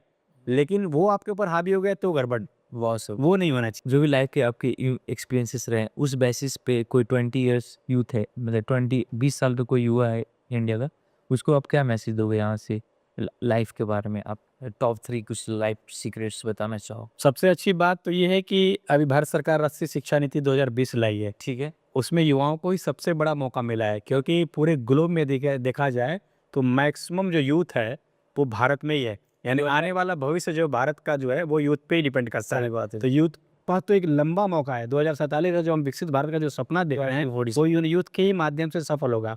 और 20 साल का युवा के अंदर एक अच्छा इतना पोटेंशियल होता है कि अपना गोल, अपना ड्रीम निर्धारित कर सके। तो अपने गोल को पहले तो निर्धारित करें, अपना ड्रीम क्या है उसको देखे, और फिर उसके हिसाब से पूरे मनोयोग से, पूरे अपना डेडिकेशन, फुल समर्पण के साथ उस पे लग जाए। उसके बाद मुझे लगता है कि असफलता उसको मिल सकती है। और ये नहीं है कि अगर वो किसी एक फील्ड में असफल हो गया तो इसका मतलब कि वो और में असफल होगा ना, दूसरे में सफल होना बिल्कुल निर्धारित है, क्योंकि जीवन मिला है तो कुछ ना कुछ आपको करना ही पड़ेगा नहीं पड़ेगा कुछ। और आप करेंगे भी, क्योंकि आगे फैमिली लाइफ भी जीनी है।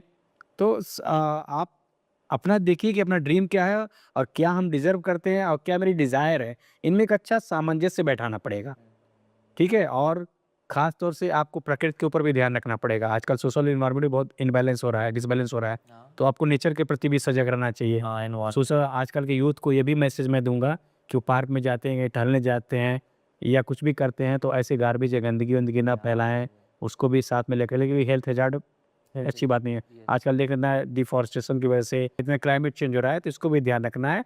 तो क्लाइमेट भी एक अच्छा आजकल कह सकते हैं फ़ील्ड है आजकल।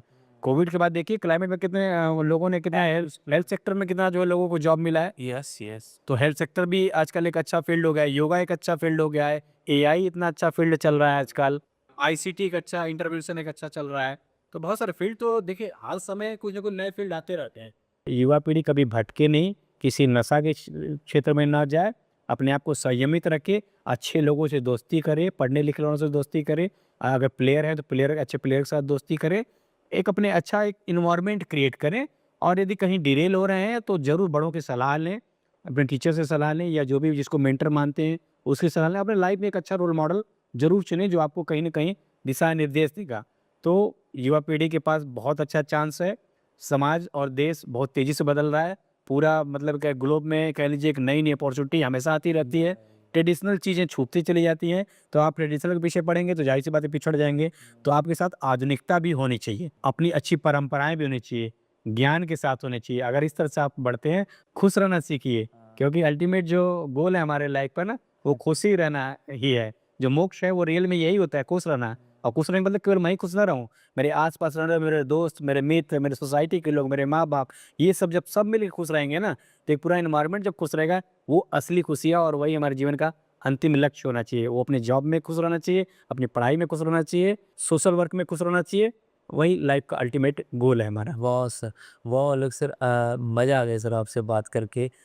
इतना मज़ा आया कि मैं क्या बताने वाला, अभी तक का बेस्ट पॉडकास्ट रहा है, 50 पॉडकास्ट कर चुका हूँ। तो sir I love your energy पूरा इस पॉडकास्ट का। सर मज़ा आ गया सर, तो सर मैं थैंक यू बोलना चाहूँगा सर। थैंक यू, थैंक आप अपनी तरह की ज़िंदगी नहीं जी पा रहे तो आप सक्सेसफुल नहीं हैं। हमें सोसाइटी जो है वो डाल देती है इस ढर्रे पे कि आप क्या अचीव करेंगे, आप क्या बनेंगे, और आप उसी रट के अंदर हमेशा उसी दौड़ में लगे रहते हैं और आप अचीव करते जाते हैं, एक्यूमुलेट करते जाते हैं, and then finally you realise कि यू आर नॉट सक्सेसफुल। लोगों के लिए आपको परसेप्शन है कि आप सक्सेसफुल हैं, बट आप अगर अपनी तरह की ज़िंदगी नहीं जी पा रहे हैं तो आप सक्सेसफुल नहीं हैं।